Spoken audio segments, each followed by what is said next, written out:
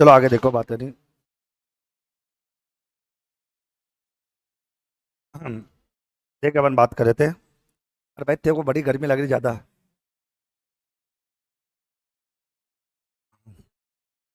हम चलो ठीक है भाई, आगे देखो। बात करें तो अपन टोटल क्वेश्चन हो चुके थे अपने कितने, 1170। ठीक है भाई, 1170 के बाद देखते हैं अपन आगे क्या क्वेश्चन है।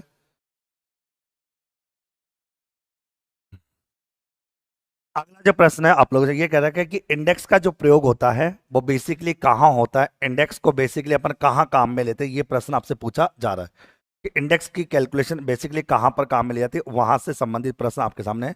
तो इंडेक्स एक तो इकोनॉमिक्स में काम आता है, कहाँ पर आप सबको पता है कि चाहे सीपीआई की कैलकुलेशन करनी हो, चाहे आपको डब्ल्यूपीआई की कैलकुलेशन करनी हो, चाहे आपको राष्ट्रीय आय की गणना करनी हो, चाहे आपको कोई भी इंडेक्स निकालना हो, साथ ही साथ स्टेटिक्स में काम आता है। क्यों? सापेक्षिक मूल्यों का मापन करने के लिए। कौन से मूल्य का? सापेक्षिक मापों की गणना करने के लिए ये इंडेक्स काम आता है। तो इंडेक्स जो होता है बेसिकली इकोनॉमिक्स में भी काम आता है, तो स्टेटिक्स में भी काम आता है। हर जगह इंडेक्स की कैलकुलेशन की जाती है, इंडेक्स को हर जगह काम में लिया जाता है। क्लियर सभी को? आगे अगला पॉइंट कहना चाह रहा आप लोगों का कि समय उत्क्रमणता परीक्षण और तत्व उत्क्रमणता परीक्षण क्या है। मात्रा सूचकांक, आप सबको पता है कि मात्रा सूचकांक तो आपका ये होता है Q01, तो आपका Q1/Q0 इंटू में 100, ये मात्रा सूचकांक है। मूल्य सूचकांक होता है P01, तो सिग्मा P1/P0 इंटू में आपका 100 होता है। आदर्श सूचकांक आपका कौन सा होता है? फिशर होता है, जो सूचकांकों के मापदंड पर खड़ा होता है। तो ये आपका सततता का परीक्षण है। किसका परीक्षण? आपका सततता का परीक्षण। अपन या सॉरी, अपन गलत करें तो अपन जानते हैं यहाँ पर सततता परीक्षण तो मतलब ही नहीं, ये कौन सा? आदर्श। क्योंकि एक्चुअल में जो भी इंडेक्स समय उत्कृष्टता परीक्षण और तत्व उत्कृष्टता परीक्षण की बात करता है वो आपका आइडल होता है, और आइडल जो होता है वो कौन सा? फिशर। क्योंकि फिशर का जो सूचकांक होता है वो आपका टाइम रिवर्सल टेस्ट और फैक्टर रिवर्सल टेस्ट दोनों के मापदंडों पर खरा उतरता है, इसीलिए इसको एक आदर्श सूचकांक अपन कहते हैं। ओके, सबको पता है कि टाइम रिवर्सल टेस्ट क्या होता है और फैक्टर रिवर्सल टेस्ट क्या होता है, ये भी हम जानते हैं कि आधार वर्ष की कीमत के आधार पर चालू वर्ष का सूचकांक और चालू वर्ष की कीमत के आधार पर आधार वर्ष के सूचकांकों का गुणनफल हमेशा एक होता है, ये हमें पता है। ओके, जबकि अपन जानते हैं कि फैक्टर रिवर्सल टेस्ट जो होता है वो कहता है कि कीमत सूचकांक और मात्रा सूचकांक का जो गुणनफल होता है वो आपका क्या होता है? किसका? वास्तविक सूचकांक होता है। वास्तविक सूचकांक की बात वो अपने साथ करता है। ओके, अगला प्रश्न कहता है किसके आधार पर बनाए गए सूचकांकों में उत्क्रमता का गुण होता है, जो कि आदर्श सूचकांक होना जरूरी होता है। आप जानते हो कि सूचकांकों की गणना हरात्मक माध्य से भी होती है, समांतर माध्य से भी होती है और गुणोत्तर माध्य से भी होती है। और गुणोत्तर माध्य से सूचकांक की गणना फिशर की होती है, और फिशर सूचकांक आप जानते हो सभी प्रकार के परीक्षणों के मापदंड पर खरा उतरता है। तो हम ये कह सकते हैं यहां पर ज्योमेट्रिक मीन आपका करेक्ट आंसर यहां पर आ जाएगा। कौन सा मीन? Geometric mean. क्योंकि गुणोत्तर माध्य के आधार पर ज्ञात किया गया सूचकांक एक आदर्श सूचकांक होता है जो उत्क्रमता का गुण रखता है। उत्क्रमता बोले तो चाहे वो आपका टाइम रिवर्सल टेस्ट हो, चाहे वो आपका फैक्टर रिवर्सल टेस्ट हो। टाइम रिवर्सल और फैक्टर रिवर्सल टेस्ट की बात आती है और ये ज्योमेट्रिक मीन से संबंधित है, ज्योमेट्रिक मीन से संबंधित बात यहाँ पर मानी जाती है। ओके, अगला प्रश्न कहता है कि निम्न में से कौन सी मान्यता, निम्न में से कौन सी अजम्पशन उपभोक्ता सूचकांक बनाते समय ली जाती है? उपभोक्ता मूल्य सूचकांक, आप जानते हो कंज्यूमर प्राइस इंडेक्स। पहली बात तो उपभोक्ता मूल्य सूचकांक जो होता है वो आपका होता क्या है, ये समझो, ये एक प्रकार के पारिवारिक बजट विधि होती है, ये निर्वाह लागत सूचकांक होता है और ये लेस्पेर सूचकांक के आधार पर कैलकुलेशन की जाती है। और इस आप उपभोक्ता सूचकांक की जब बात आती है तो उपभोक्ता मूल्य सूचकांक के अंतर्गत अपना कि जो उपभोग की जाने वाली जो वस्तुएं होती है वर्ष और प्रति प्रचलित वर्ष दोनों में बिल्कुल समान हो जाए, यानी कि आधार वर्ष में और चालू वर्ष में दोनों वस्तुओं का समान होना जरूरी है। भाई सीधी सी बात है, अगर अपन उपभोक्ता मूल्य सूचकांक की जब बात अपन करते हैं, ओके, उपभोक्ता मूल्य सूचकांक की बात करते हैं, तो अपन उपभोक्ता मूल्य सूचकांक की गणना पहली बात तो क्यों करते हैं ये समझने की कोशिश करो। उपभोक्ता मूल्य सूचकांक की गणना इसलिए करनी पड़ती है मार्केट में इन्फ्लेशन का पता लगाना हो, महंगाई के स्तर को जानना हो, निर्वाह लागत सूचकांक ज्ञात करना हो, या क्षतिपूर्ति भत्ता ज्ञात करना हो, या अतिरिक्त भत्ता प्राप्त करना हो, वहां पर उपभोक्ता मूल्य सूचकांक काम में लिया जाता है। तो अब बात, तो इस सूचकांक की कैलकुलेशन करते हो तो हम यही तो सोचेंगे ना भाई, आधार वर्ष की जो वस्तु होगी वही तो चालू वर्ष में होनी चाहिए। भाई जिस वस्तु के आधार वर्ष को लेकर चले चालू वर्ष में होनी चाहिए, तो वस्तुएं आधार वर्ष और चालू वर्ष में समान होनी चाहिए, और वस्तुओं की मात्रा आधार वर्ष और चालू वर्ष में क्या होनी चाहिए? समान। भाई आधार वर्ष अपन बात करें आधार वर्ष में अगर 10 वस्तुओं को लेकर चलते हैं तो चालू वर्ष में भी तो 10 वस्तुओं को लेकर चलोगे, कंपेयर तो तभी कर पाओगे ना, अन्यथा कंपेयर कैसे कर पाओगे। ठीक है, जैसे मान लो आधार वर्ष में वस्तुओं की कीमत है, वस्तुओं का मूल्य 1 लाख है, चालू वर्ष में वस्तु की कीमत मान लो 1.5 लाख है, पता लगा कि आधार वर्ष में वस्तु थी 10 और चालू वर्ष में थी 5, तो एक्चुअल में दोनों कैलकुलेशन साथ साथ आपकी नहीं हो सकती। तो हम ये कह सकते हैं कि उपभोग की जाने वाली वस्तुओं की जो मात्रा होती है वो आधार वर्ष और चालू वर्ष में बिल्कुल इक्वल होना जरूरी है, और विभिन्न स्थानों पर मूल्य भी क्या होना चाहिए, समान होना चाहिए। ये ध्यान, तो ये सारी बातें जरूरी होती है उपभोक्ता मूल्य सूचकांक के लिए। तो पहली बात तो उपभोक्ता मूल्य सूचकांक एक मुद्रास्फीति का मापन करने वाला सूचकांक होता है। उपभोक्ता मूल्य सूचकांक जो होता है वो एक पारिवारिक बजट विधि का भाग होता है। उपभोक्ता मूल्य सूचकांक जो होता है निर्वाह लागत सूचकांक होता है। उपभोक्ता मूल्य सूचकांक की गणना लैस्पेट सूचकांक के आधार पर की जाती है, जिसमें आधार वर्ष की मात्रा को आधार मानकर कैलकुलेशन करते हैं। और ध्यान रखना, उपभोक्ता मूल्य सूचकांक में आधार वर्ष की मात्रा और चालू वर्ष की मात्रा समान होनी चाहिए। आधार वर्ष की वस्तुएं चालू वर्ष की वस्तु समान होनी चाहिए और लगभग उनका मूल्य भी क्या होना चाहिए, इक्वल होना चाहिए। ये आपका, तो ये सब विभिन्न स्थानों पर मूल्य भी समान हो, तो ये सब चीजें देखने को मिलती है अगर उपभोक्ता मूल्य सूचकांक की कैलकुलेशन अगर अपन करें तो। क्लियर सभी को यहां तक? आगे अगला प्रश्न आपके सामने रहता है कि सारणी 1 को सारणी 2 के साथ आपको मिलाना है। अब देखो यहाँ लेस्पेर है, यहाँ पास है, यहाँ केली है। ओके, अपन समझते हैं लेस्पेट सूचकांक आप जानते हो, लेस्पेट सूचकांक में कौन से वर्ष की मात्रा को आधार माना जाता है, आधार वर्ष के मात्रा को। यानी कि लेस्पेट सूचकांक में आधार वर्ष की मात्रा को आधार मानकर सूचकांक की गणना की जाती है। लेस्पेट सूचकांक जो होता है वो अनुमान से अधिक होता है। किस तरह? अनुमान से अधिक होता है, ये अनुमान से अधिक होता है। और लेस्पेट सूचकांक जो होता है वो ऊपर की ओर होता है। किस तरह? ऊपर की ओर होता है। और जो ऊपर की ओर होता है वो कैसा? ऊर्ध्वगामी होता है। कौन सा होता है? ऊर्ध्वगामी होता है। ये आपको ध्यान। इसका जस्ट अपोजिट होता है कौन सा? पासे सूचकांक। पासे सूचकांक में चालू वर्ष की मात्रा को आधार मानकर गणना की जाती है। पासे सूचकांक अनुमानों से कम होता है। पासे सूचकांक जो होता है नीचे की ओर होता है और पासे सूचकांक अधोगामी प्रकृति में देखने को मिलता है। केली सूचकांक जो होता है वो एक सूचकांक ऐसा है जिसमें प्रमाप वर्ष को आधार मानकर, प्रमाप वर्ष को आधार मानकर, प्रमाप वर्ष को आधार मानकर कैलकुलेशन की जाती है। और केली सूचकांक के अंतर्गत सभी प्रकार की वस्तुओं को अपन स्थिर भार देते हैं। क्या देते हैं? स्थिर भार देता है।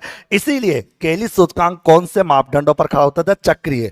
तो ये चक्रीय परीक्षणों के माप, चक्रीय परीक्षणों, चक्रीय परीक्षणों के मापदंडों, चक्रीय परीक्षणों के मापदंडों पर खरा होता है। चक्रीय परीक्षण के मापदंडों पर एक खरा आपका उतरता है।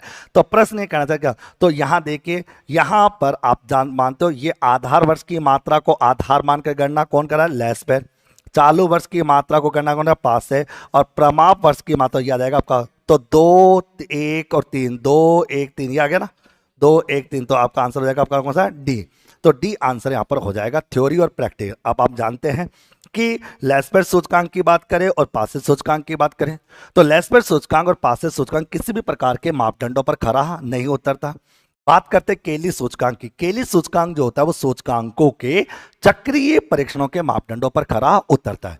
ये सूचकांकों के चक्रीय परीक्षणों के मापदंडों पर खरा उतरता है। क्यों उतरता है? कारण जानने की कोशिश करें। चक्रीय परीक्षणों के मापदंडों पर वो सूचकांक खरा उतरता है जिसमें सभी वस्तुओं को या तो वेटेज दिया नहीं जाता या सभी को वेटेज इक्वल दिया जाता है, समान वेटेज दिया जाता है, इसलिए वो चक्रीय परीक्षणों के मापदंडों की बात यहां पर की जाएगी। ओके, तो हम जानते हैं कि तो केली सूचकांक जो होता है वो चक्रीय परीक्षणों के मापदंडों पर खरा होता था क्योंकि केली सूचकांक में प्रमाप वर्ष की मात्रा को आधार मानकर कैलकुलेशन की जाती है। अगला, सूचकांकों के चक्रीय परीक्षा तभी पूरी होती है। चक्रीय परीक्षा, अब सुनो, जब भी आपके माइंड में साइक्लिंग टेस्टिंग की बात आ जाती है तो दिमाग में कुछ चीजें घूमनी चाहिए। पॉइंट नंबर 1, चक्रीय परीक्षण जो होता है वो टाइम रिवर्सल टेस्ट का एक विस्तार रूप है। क्योंकि चक्रीय परीक्षण कहता है कि P01 into P12 into P20 is 1 होता है। यह कौन सा परीक्षण कहता है? चक्रीय परीक्षण कहता है। चक्रीय परीक्षण के मापदंडों पर वो सूचकांक खरा उतरता है जिसमें वस्तुओं को या तो वेटेज देते ही नहीं है, और देते हैं तो सबको वेटेज इक्वल देता है। तो आप जानते हो भार का या तो बिल्कुल प्रयोग नहीं हो या तो वेटेज दो ही मत किसी को भी, और बिना वेटेज के सूचकांकों की गणना करना संभव नहीं है। या अपन सबका भार कैसा हो, स्थिर हो, स्थिर मतलब समान भार हो। तो अगर ये दोनों मापदंड खरे उतरते हैं वहां पर चक्रीय परीक्षण आपका खरा उतरता है। और ऐसा केवल और केवल कौन से सूचकांक होता है, केली ऐसा केवल और केवल केली सूचकांक के अंतर्गत देखने को मिलता है। क्योंकि केली सूचकांक की गणना होती है P01 इज सिग्मा P1 क्यों, क्यों मतलब प्रमाप वर्ष की मात्रा अपोन में आ जाएगा P0 आपका, और आधा क्यों, तो इस प्रकार से हम यहां पर केली सूचकांक की गणना करते हैं। और केली सूचकांक चक्रीय परीक्षणों के मापदंडों पर खरा उतरता है। और चक्रीय परीक्षण जो होता है वो टाइम रिवर्सल टेस्ट है। आपका जो टाइम रिवर्सल जो टेस्ट होता है, टाइम रिवर्सल टेस्ट का विस्तार रूप होता है। ये टाइम रिवर्सल टेस्ट का कौन सा रूप होता है, विस्तार रूप होता है। यानी कि टाइम रिवर्सल टेस्ट का एक विस्तार रूप माना जाता है। इसीलिए अपन जानते हैं कि केली परीक्षण जो होता है या केली सूचकांक जो होता है वो चक्रीय परीक्षणों के मापदंडों पर खरा उतरता है। क्लियर सभी को।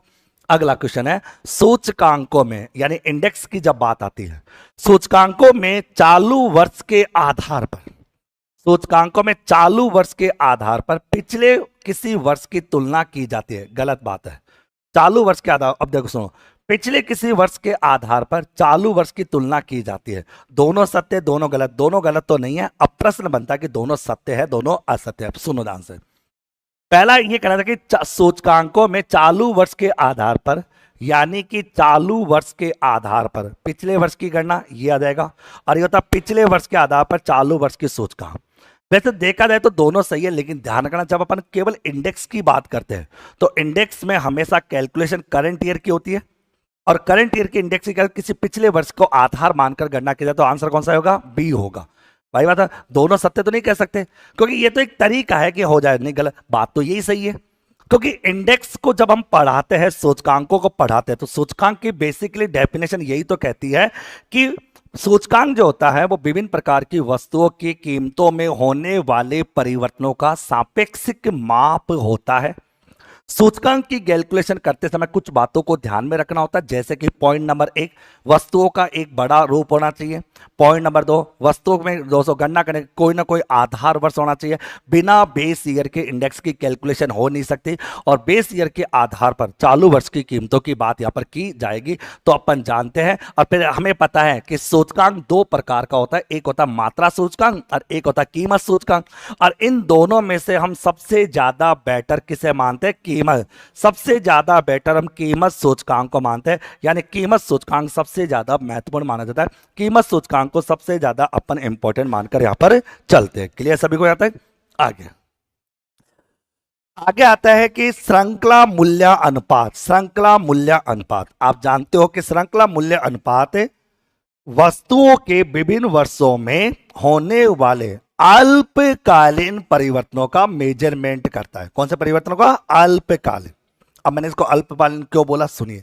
जैसे कि अगर ये 2000 आपकी 11 है, ये 2012 है, ये 2013 है, ये 2014, अगर मेरे को 2012 की बात करें तो किसको आधार मानूंगा? 11 को।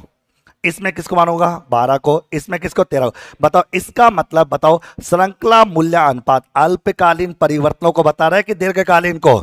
अल्पकालीन मूल्य अनुपातों की बात करता है। अल्पकालीन मूल्य अनुपातों की बात करता है कि अल्पकालीन मूल्य अनुपातों में परिवर्तन की बात करता है, जिसमें आधार वर्ष का मूल्य अपॉन चालू वर्ष, इन्हें गलत कर दिया ना, आपको क्या हो जाएगा? चालू वर्ष का मूल्य अपन पिछले वर्ष का मूल्य, क्योंकि इसमें कोई आधार वर्ष आपका होता ही नहीं है। क्योंकि श्रृंखला मूल्य अनुपात के अंतर्गत आप जानते हो जो परिवर्तन होता रहता है, यानी कहने का मतलब श्रृंखला मूल्य अनुपात में क्या होता है कि आधार वर्ष में परिवर्तन होता रहता है।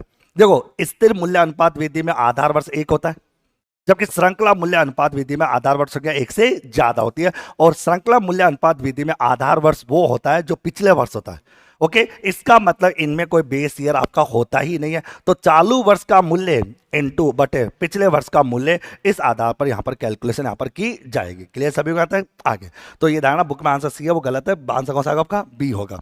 अब सुनना, टॉपिक को सुनने की कोशिश करना, जब इसकी थ्योरी समझो तो थ्योरी की बात यहां पर आपके सामने आ जाएगी आगे। अब सुनो, अगर मैं यहां पे कर लूं कि श्रृंखला मूल्य अनुपात जिसको आप लिंक रिलेटिव अपन कहते हैं, क्या बोलते हैं? लिंक रिलेटिव इसे कहते हैं। पॉइंट नंबर 1, एक तो ये अल्पकालीन मूल्यों में होने वाले परिवर्तनों को दर्शाता है, बात क्लियर। श्रृंखला मूल्य अनुपात में आधार वर्षों की संख्या एक से ज्यादा होती है, क्योंकि आधार वर्ष अलग होते हैं, क्योंकि इस विधि में आधार वर्ष हमेशा पिछले वर्ष को मानकर किया जाता है। पिछले वर्ष को आधार मानकर कैलकुलेशन करने की बात यहां पर की जाती है। क्लियर सभी को? अगला प्रश्न, फिशर आदर्श सूचकांक अनुकूल है। फिशर आदर्श सूचकांक को अनुकूल कहा जाता है। तो आप जानते हो फिशर का सूचकांक अनुकूल होता है, क्यों है? कारण जानने की कोशिश करो कि एक्चुअल में फिशर के सूचकांक को अपन बेटर क्यों मानते हैं। हम जानते हैं कि भारित सूचकांक आपके फिशर लेस्पर होता है, पासे होता है, मार्शल होता है, बाउले होता है, केली होता है, फिशर होता है। टोटल 5-6 सूचकांक है, लेकिन 6 में से सबसे ज्यादा बेटर अपन फिशर के सूचकांक को ही क्यों मानते, इसके पीछे कारण जानना। तो एक्चुअल में फिशर का सूचकांक आदर्श सूचकांक क्यों है, इसके पीछे 3 कारण है। कारण नंबर 1, फिशर के सूचकांक की गणना लेस्पर और पासे के गुणोत्तर माध्य के आधार पर की जाती है, और गुणोत्तर माध्य से ज्ञात किया गया सूचकांक सर्वश्रेष्ठ होता है। बात के लिए कारण नंबर 2, फिशर के सूचकांक की कैलकुलेशन करते समय आधार वर्ष की मात्रा और चालू वर्ष की मात्रा दोनों को बेस माना जाता है, इसलिए आदर्श है।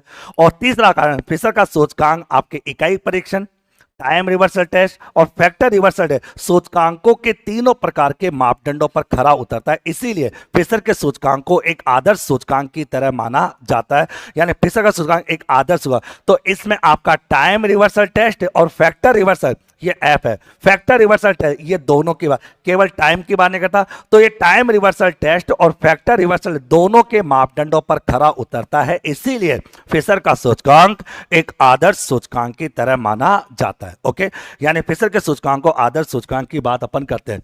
चक्रीय परीक्षण आधारित है। मैं पहले बता दिया कि चक्रीय, देखो आप जानते हो कि टाइम रिवर्सल टेस्ट कहता है कि P01 into P12 equals to, या P0 आपका 1 होता है। चक्रीय परीक्षण जो है वो टाइम रिवर्सल टेस्ट का विस्तार रूप है।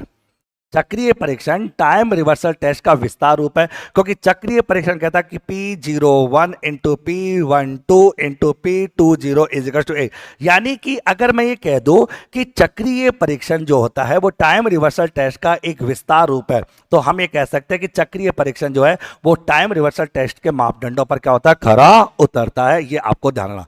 क्लियर सभी? इसीलिए इसके ऊपर आधारित होता है। और चक्रीय परीक्षण पर वो सूचकांक खरा उतरता है जिसमें या तो वेटेज नहीं दिया जाता हो या सभी प्रकार की वस्तुओं को समान वेटेज दिया जाता हो। वो टेस्ट जो होता है वो आपका चक्रीय परीक्षणों के मापदंडों पर क्या होता है, खरा उतरता है। फिर उसके बाद आता है कि अगला प्रश्न, यहां तक कोई डाउट किसी को? अरे यहां तक क्लियर है सभी को? देखो आप लोग पूछ लिया करो, बता लिया करो, अभी तक घर की बात है, सारे प्रश्न करने। वैसे इतने सारे प्रश्न कर लोगे उसके बाद, और उसके बाद अगर तुम फेल होते हो ना तो फिर मतलब ही नहीं है। फिर सेंस, मतलब जिस प्रकार तुमने टेस्ट सीरीज के अंदर अगर 99 नंबर लाए ना, तो समझो तुम जब आप सोचो कि कर्मचारी चयन हो, ये इतिहास में तुम्हारा सोने रक्षण नाम हो जाएगा। धारणा 90 से ज्यादा नंबर तुम्हारे आ गए तो समझ लो तुम्हारे इतिहास में, मतलब कहते हैं गोल्डन सोने के कलर से लिखना कि साला ऐसा आज तक इतिहास में 90% बना। कंपटीशन एग्जाम में 90% बनती देखी कभी किसी की? लेकिन तुमको बनानी है, ठीक है, बननी नहीं लेकिन तुमको बनानी है इतिहास में। साला सबको लगना चाहिए कि पेपर आउट तो नहीं होगा कहीं, मतलब अपने ऊपर ईडी का छापा पड़ना चाहिए, मतलब चेक करना चाहिए कि सर ऐसा हुआ क्या इनके पास कि ऐसा सारे बच्चे इधर से कैसे पास हुए, सारे कुछ छापा पड़ेगा तभी तो आदमी, तभी तो आदमी आगे बढ़ेगा। तो ये आपको ध्यान रखना चाहिए। तो अच्छे से पढ़ो आराम से। कहो अच्छा, कहो तो क्वेश्चन नहीं मिल रहे होंगे। आगे चले, सूचकांकों की गणना में आधार वर्ष का होना जरूरी है या नहीं है? तो मैं पहले बताया कि बिना बेस ईयर के सूचकांक की कैलकुलेशन नहीं की जा सकती। बिना बेस ईयर के सूचकांक की गणना करने के लिए दो चीजें तो सबसे ज्यादा जरूरी है, एक तो आधार वर्ष का होना और एक सभी वस्तुओं का वेटेज होना। ओके, वेटेज तो कोई जरूरी नहीं, लेकिन आधार वर्ष तो सदैव होना जरूरी होता है, क्योंकि हम जानते हैं P01 तो ये आधार वर्ष होता है, तो P0 अब याद आएगा P1। तो बिना बेस ईयर के सूचकांकों की गणना नहीं की जाती।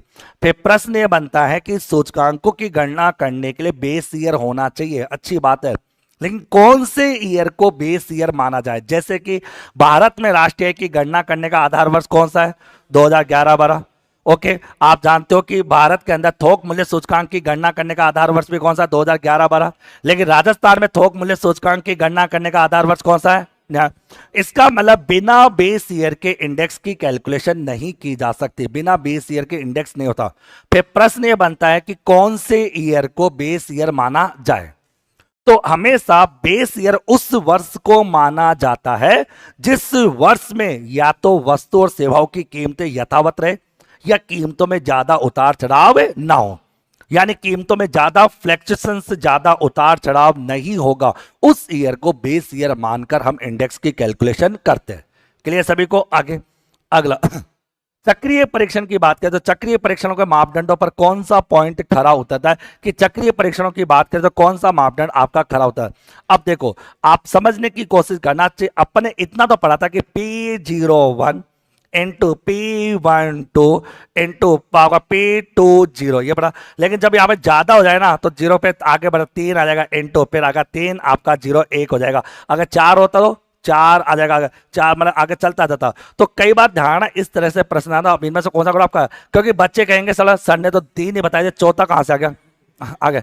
तो कई बार क्या हुआ, तो कई बच्चे कहते सर ने तो 3 ही बताया, सर 4 आ गया, तो गिनती चलती जाएगी आगे तक 4 5। अच्छा हो सकता है वो ABCD ऐसा भी लिख के दे, तो पता लगा कि वहां पे दिमाग को ऐसा कर लेना समझने के लिए कि A फॉर एप्पल नहीं, A for 0, okay, B for क्या मान लेना 1, C फॉर क्या मान लेना 2, D फॉर क्या मान लेना 3, तो ऐसे मान के चल देना आराम से।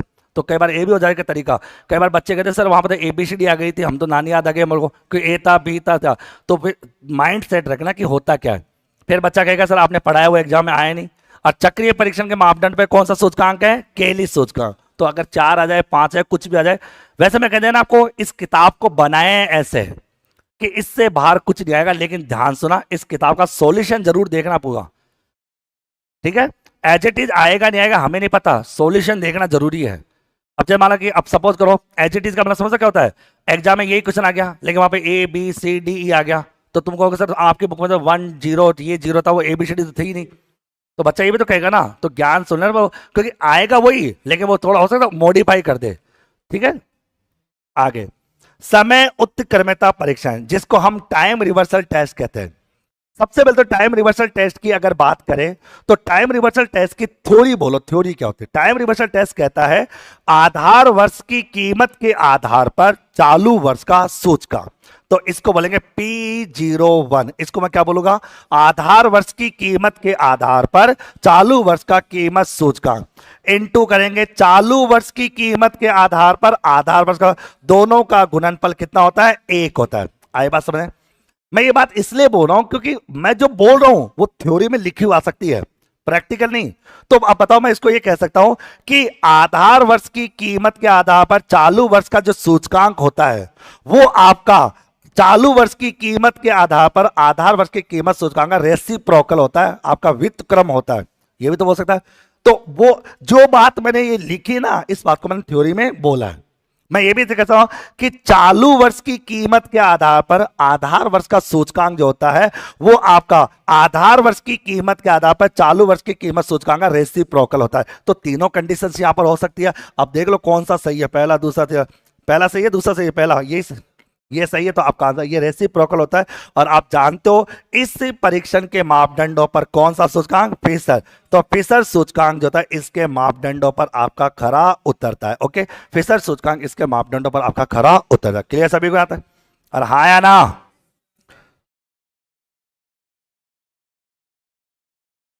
हाँ केली भी कर सकते हो, केली को भी कर सकते हो, कोई बात। केली क्यों, केली चक्रीय होता है भाई। ये कह सकते हो कि चक्रीय परीक्षणों के मापदंडों पर केली सुगंध, तो आप जरा ये इसका विस्तार रूप ही तो है, कर सकते हो, कोई कोई गलत नहीं, बोल सकते हो। अगला, चक्रीय परीक्षा को कौन पूरा करता है? तो बेसिकली चक्रीय परीक्षा को तो कोई नहीं करता। चक्रीय परीक्षणों के मापदंडों पर केवल कौन सा सूचकांक होता है, केली सूचकांक। तो केली सूचकांक इसके मापदंडों पर खरा उतरता है। केली सूचकांक इसके मापदंड, क्योंकि एक्चुअल में क्या होता है कि केली सूचकांक जो होता है आपका, केली सूचकांक जो होता है वो ये कहता है, जो पहले तो ये समझने की कोशिश करो कि चक्रीय परीक्षणों के मापदंडों पर कौन सा सूचकांक खरा उतरेगा। तो चक्रीय परीक्षणों के मापदंडों पर वो सूचकांक खरा उतरता है जिसमें या तो वस्तुओं को वेटेज नहीं दिया जाता हो, या सभी वेटेज, सभी वस्तुओं को इक्वल वेटेज दिया जाता हो, सभी को समान वेटेज अगर दिया जाता हो, वहां पर आपका ये होता है। तो इस पर केवल केली सो, क्योंकि केली सूचकांक होता है P01 इज सिग्मा P1 क्यों अपॉन सिग्मा P0 क्यों इंटू में 100। ये कौन सा परीक्षण है, केली सूचकांक की बात यहां पर की जाएगी। क्लियर सभी को?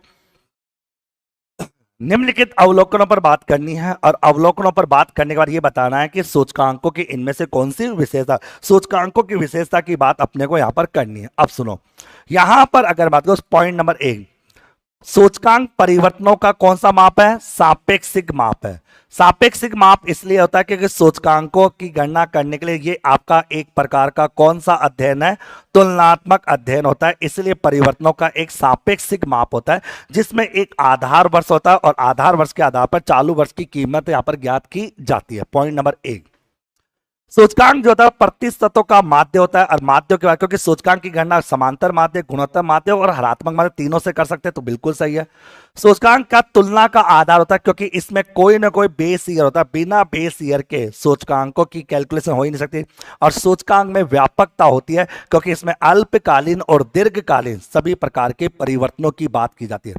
साथ ही साथ सूचकांकों में व्यापकता होती है, इसके बड़े सबसे बड़ा कारण होता है कि सूचकांकों की गणना करने के लिए विभिन्न वस्तुओं की कीमतों और उनकी मात्राओं के आधार पर कैलकुलेशन करते हैं। तो यहां पर सारे के सारे पॉइंट आपके सत्य, इंडेक्स की बात करें तो सारे के सारे पॉइंट आपके सही माने जाते हैं। क्लियर सभी को?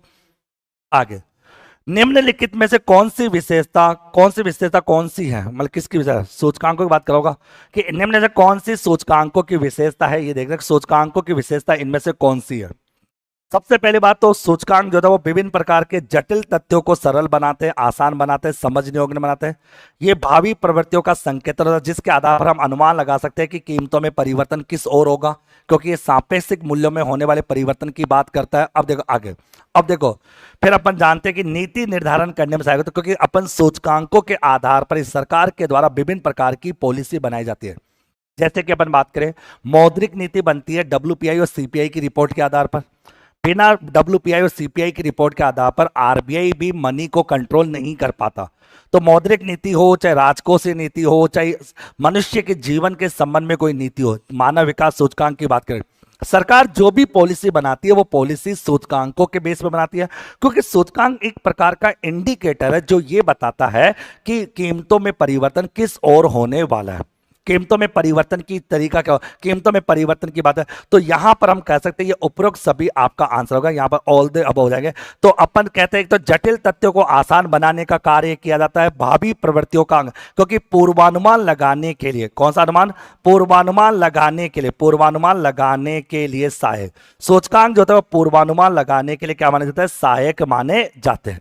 और नीति निर्धारण में भी सहायक होता है, नीति निर्धारण की सहायता के लिए भी सूचकांकों की बात यहां पर की जाती है।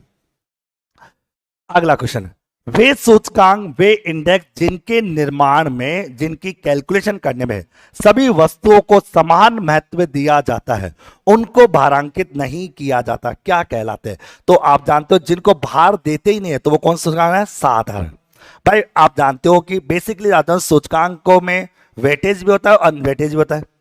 जो वेटेज होता है वो भारित सूचकांक होते हैं और जो वेटेज वो साधारण सूचकांक होते हैं। साधारण सूचकांक वो होते हैं जिनके अंदर किसी भी प्रकार का कोई वेटेज नहीं दिया जाता, जिसमें किसी भी चीज को कोई भी वेटेज यहां पर नहीं दिया जाता, वो आपका कौन सा सूचकांक कहलाता है?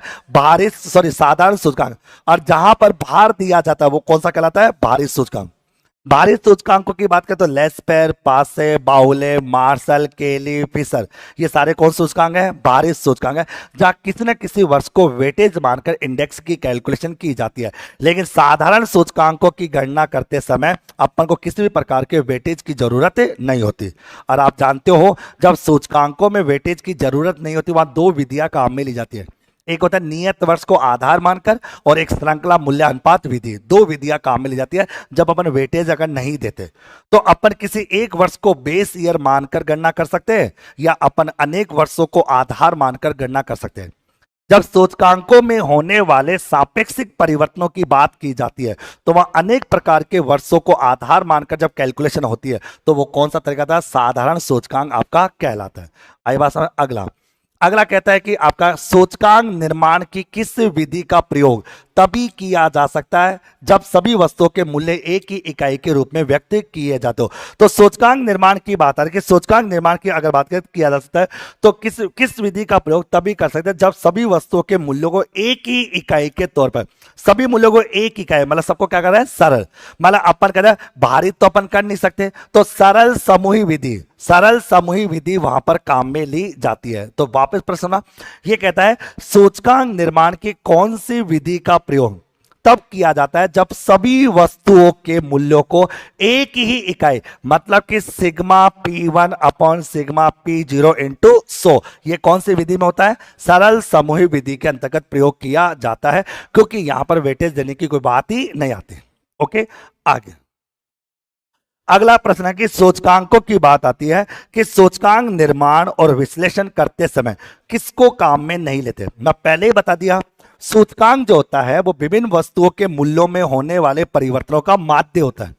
अब वो माध्य गुणोत्तर माध्य भी हो सकता है, वो माध्य समांतर माध्य भी हो सकता है, और वो माध्य आपका हरात्मक माध्य भी हो सकता है। तो आप जानते हो माध्यिका के आधार पर कभी भी सूचकांकों की गणना नहीं होती, लेकिन गुणोत्तर माध्य के आधार पर ज्ञात किया गया सूचकांक सर्वश्रेष्ठ सूचकांक माना जाता है। गुणोत्तर माध्य के आधार पर ज्ञात किए गए सूचकांक को एक सर्वश्रेष्ठ सूचकांक के तौर पर जाना जाता है। लेकिन हम जानते हैं माध्यिका की कैलकुलेशन करते समय माध्यिका जो होती है वो सूचकांकों के लिए कभी प्रयोग में नहीं ली जाती। ओके, अगला पॉइंट यह कहता है कि एक श्रृंखला के सभी समंककों की बात आती है कि एक श्रृंखला के सभी समंककों के डॉट से विचलनों का बीजीय मान शून्य होता है। आप जानते हो समांतर माध्य से ज्ञात किए गए पद विचलनों का बीजीय योग यानी अपना पद विचलनों का योग। अब बताओ पद विचलनों का योग आपका शून्य कब होता है, जब उसकी गणना किससे की जाती हो, समांतर माध्य के आधार पर की जाती हो। समांतर माध्य के आधार पर ज्ञात किए गए पद विचलनों का योग हमेशा 0 होता है। कहने का तात्पर्य कि सिग्मा x माइनस x बार इनका टोटल हमेशा क्या होता है, शून्य होता है। कहा जाता है कि सिग्मा x माइनस x बार का स्क्वायर इनका मान हमेशा क्या होता है, न्यूनतम होता है। तो अपन जानते हैं समांतर माध्य की बात आती है और समांतर माध्य के आधार पर संख्याओं का बीजीय विवेचन क्या होता है, संभव होता है। बीजीय विवेचन का होता है पदों का योग, तो अपन जानते पद विचलनों का योग तो शून्य होता है, बीजीय विवेचन संभव होता है, और ऐसे पद विचलनों के वर्गों का जो योग होता है वो क्या होता है, न्यूनतम होता है। ये रहा। अगर आपसे पूछे कि समांतर माध्य की शुद्धता का परीक्षण हो सकता है या नहीं हो सकता, तो आप समांतर माध्य शुद्धता का समांतर माध्य की शुद्धता का परीक्षण किया जाता है। और समांतर माध्य की शुद्धता का परीक्षण किससे होता है, चार्लियर से। किससे होता है, चार्लियर सूत्र के द्वारा। चार्लियर सूत्र के द्वारा समांतर माध्य की शुद्धता का परीक्षण किया जा सकता है। अच्छा बताओ, अपन बात है केंद्रीय परिघातों की शुद्धता का परीक्षण हो सकता है नहीं हो सकता, केंद्रीय परिघातों की शुद्धता का परीक्षण, केंद्रीय परिघात शुद्धता का परीक्षण हो सकता है या नहीं हो सकता, हो सकता है। कौन सा, शेपर्ड संशोधन। कौन सा संशोधन होता है, शेपर्ड संशोधन के द्वारा केंद्रीय परिघातों की शुद्धता का परीक्षण किया जा सकता है। और चार्लियर के सूत्र के माध्यम से समांतर माध्य की शुद्धता का परीक्षण किया जा सकता है। हम ये भी जानते हैं कि समांतर माध्य केंद्रीय प्रवृत्ति का कौन सा माप होता है, आदर्श माप होता है। आदर्श माप होता है क्यों, क्योंकि श्रेणी के सभी मूल्यों पर क्या होता है, आधारित होता है। श्रेणी के सभी मूल्यों पर आधारित होने की वजह से इसको अपन एक आदर्श माप की तौर मानते हैं। ये आदर्श माप अपना कहलाता है। अगला प्रश्न आप लोगों के सामने है। अगला प्रश्न ये कहना चाह रहा है कि एक सममित बंटन, सममित बंटन का मतलब होता है घंटी के आकार का बंटन। सममित बंटन का मतलब घंटी के आकार का बंटन। ये आप जानते हो कि सममित श्रेणी वो होती है जिस क्रम में ऊपर जाती है उसी क्रम में वो नीचे जाती है। सममित बंटन के अंतर्गत आप जानते हो इसके मध्य बिंदु के दोनों ओर के क्षेत्रफल समान होते हैं, जहां पर विषमता का अभाव होता है, जहां पर किसी भी प्रकार की विषमता नहीं होती। कहने का तात्पर्य जहां पर समांतर माध्य माध्यिका के बराबर होता है और माध्यिका जो होती है वो बहुलक के बराबर होती है। सममित बंटन का जो हाई पीक पॉइंट होता है, पीक पॉइंट वो बहुलक को दर्शाता है, और इसका मध्य बिंदु माध्यिका, और इसका जो ग्रेविटी पॉइंट है, ग्रेविटी पॉइंट क्या बताता है, आपका समांतर माध्य बताता है। और सममित बंटन में किसी भी प्रकार की कोई विषमता नहीं होती। विषमता का मतलब समांतर माध्य बहुलक उनमें कोई अंतर नहीं होता। तो अगर यहां पर बहुलक समांतर माध्य 12 है तो बहुलक भी कितना रहेगा, 12, और माध्यिका भी कितनी रहेगी, 12, क्योंकि सममित बंटन के अंतर्गत समांतर माध्य माध्यिका और बहुलक तीनों का मान बराबर होता है। सममित श्रेणी घंटी के आकार की श्रेणी होती है। सममित श्रेणी के दोनों ओर के क्षेत्रफलों का योग बराबर होता है, जहां पर कोई विषमता नहीं होती। सममित श्रेणी का जो पीक पॉइंट होता है वो बहुलक को दर्शाता है, सममित पॉइंट का जो मिड पॉइंट होता है वो माध्यिका को दर्शाता है, और सममित पॉइंट का जो घनत्व बिंदु है यानी जो ग्रेविटी पॉइंट है वो समांतर माध्य को इंडिकेट करता है। और ये श्रेणी वो होती है जो जिस क्रम में ऊपर जाती है उसी क्रम में क्या रहती है, नीचे की ओर आती है। ठीक है, ये आपको ध्यान रखना। क्लियर सभी को आता है? चलिए अगला प्रश्न। अगला है कि एक कक्षा के छात्रों की बुद्धि का औसत ज्ञात करना है। प्रश्न कहना चाह रहा है कि एक कक्षा के छात्रों की बुद्धि का औसत स्तर पता लगाने के लिए कौन से माध्य का प्रयोग होता है। तो आप जानते हो, देखो समांतर माध्य काम में ले जाता है औसत ज्ञात करने के लिए, गुणोत्तर माध्य वृद्धि दर, औसत अनुपात, औसत दर, औसत प्रतिशत का पता लगाने के लिए गुणोत्तर माध्य। बहुलक होता है आपके फैशन और रीति रिवाजों की गणना करने के लिए, यानी औसत जूतों का आकार, कपड़ों का आकार है। लेकिन आप जानते हो गुणात्मक तथ्यों का मापन करने के लिए माध्य का प्रयोग में ली जाती है, गुणात्मक तथ्यों का मापन करने के लिए माध्य का काम में ली जाती है। प्रश्न को ध्यान सुना। अगर अपन पूरी स्टैटिक्स को पढ़ते हैं और पूरी स्टैटिक्स के अंदर गुणात्मक चरों का अध्ययन, गुणात्मक चरों का मापन करने के लिए तीन चीजें आपको जीवन में याद रखनी है। एक तो आपको याद रखनी है माध्यिका, कि गुणात्मक चरों का मापन करने के लिए किसका उपयोग करते हैं, माध्यिका का उपयोग करते हैं। गुणात्मक चरों का मापन करने के लिए माध्यिका काम में ली जाती है। फिर आता है, एक होता आपका कौन सा, एक होता आपका स्पेयरमैन की कोटि अंतर्विधि, स्पेयरमैन की कोटि। तो स्पेयरमैन की कोटि अंतर विधि जो होती है वो गुणात्मक चरों का मापन करती है। और एक होती है आपकी कौन सी, काई स्क्वायर परीक्षण। काई स्क्वायर जो परीक्षण होता है वो भी गुणात्मक चरों का परीक्षण करने के लिए काम में लिया जाता है। कहने का मतलब ध्यान सुना, अगर अपन पूरी स्टैटिक्स को पढ़ते हैं, स्टैटिक्स का पूरा अध्ययन करते हैं, सांख्यिकी को अपन घोल घोल के पीने की कोशिश करते हैं, तो हमें ये समझ में आता है कि गुणात्मक चरों का मापन करने के लिए एक तो माध्यिका काम में ली जाती है, एक स्पेयरमैन की कोटि अंतर्विधि काम में ली जाती है, और एक काई स्क्वायर परीक्षण काम में लिया जाता है। बहुलक होता है पूर्वानुमान लगाने के लिए, पूर्वानुमान लगाने के लिए बहुलक का प्रयोग करते हैं। फैशन रीति रिवाजों में बहुलक काम में लिया जाता है। फोरकास्टिंग, भविष्यवाणी करनी हो तो उसके लिए भी कौन सा प्रयोग होता है, बहुलक का, क्योंकि बहुलक श्रेणी का वो मान होता है जिसकी बारंबारता सबसे ज्यादा होती है। ओके, अगला प्रश्न आता है, बहुलक और मध्यगांश मीडियन है। तो बहुलक और मध्य, अब बहुलक और मध्यगांश दोनों कौन से, स्थिति माध्य। कौन से माध्य हैं, स्थिति। आप जानते हो कि स्टैटिक्स के अंतर्गत माध्यों को तीन भागों में बांटा जाता है, माध्यों को तीन भागों में बांटा जाता है। एक होता है गणितीय माध्य, एक स्थिति माध्य, और आपका रहेगा कौन सा माध्य, व्यापारिक माध्य। माध्यों को तीन कैटेगरी में बांटकर हम अध्ययन करते हैं। एक होता है गणितीय माध्य। गणितीय माध्य में तीन होते हैं, समांतर माध्य, गुणोत्तर माध्य और हरात्मक माध्य। स्थिति माध्य में आपके दो होते हैं, माध्यिका और बहुलक। और आपके जो व्यापारिक माध्य होते हैं उसमें आपका चल माध्य, प्रगामी माध्य और संग्रहित माध्य, ये आपके सामने काम में ली जाते हैं। अगर बात करें तो आपको पता होना चाहिए कि माध्यों के प्रकार यानी माध्य, तो माध्य कितने प्रकार के होते हैं, तीन प्रकार के होते हैं। एक होता है कौन सा माध्य, गणितीय माध्य। और गणितीय माध्य कितने होते हैं, तीन, समांतर माध्य, गुणोत्तर माध्य और हरात्मक। एक होता है स्थिति माध्य, स्थिति माध्य कितने होते हैं, दो। एक होती है माध्यिका और एक होता है बहुलक, और एक होता है व्यापारिक माध्य। कौन सा होता है, व्यापारिक माध्य। व्यापारिक माध्य कितने होते हैं, तीन, चल माध्य, प्रगामी माध्य और संग्रहित माध्य। ये आपके सामने आ जाती है, ये समझ ठीक है सभी को। तो यहां पर पूछा है कि बहुलक और मीडियन ये दोनों कौन से माध्य, स्थिति माध्य होते हैं। ओके, जबकि आप जानते हैं प्रगतिशील माध्य, ये दोनों माध्य कौन से होते हैं, व्यापारिक माध्य। ये दोनों कौन से, व्यापारिक। और गणितीय माध्य आपको जानते हैं जिसमें समांतर माध्य होता है, गुणोत्तर माध्य होता है और हरात्मक माध्य होता है। ये आपको याद में रखना है। क्लियर सभी को? आगे आप लोग अगला ये कह रहा है कि निम्न में से निम्न संख्याओं का समांतर माध्य ज्ञात है। समांतर माध्य ज्ञात करेंगे कि सबको जोड़कर कितने का भाग लगाना है, संख्याओं का। करो फटाफट करो, तो ये आप लोग करो, छोटे मोटे क्वेश्चन तो आप सल्टा लिया करो।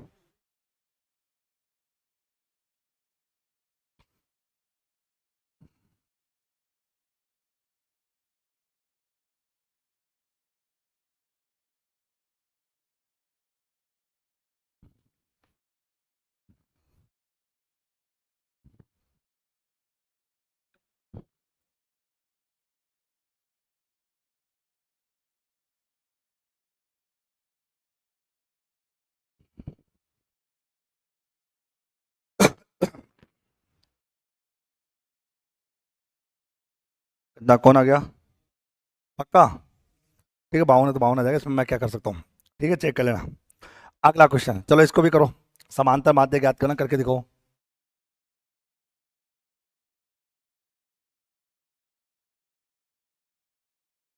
अच्छा, ये श्रेणी कौन सी है, व्यक्तिगत खंडित है?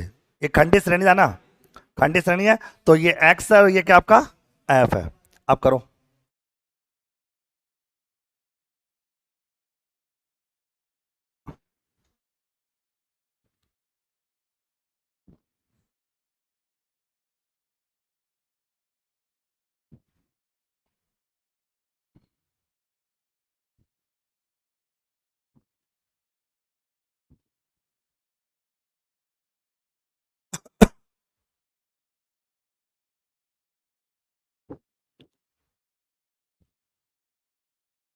हाँ?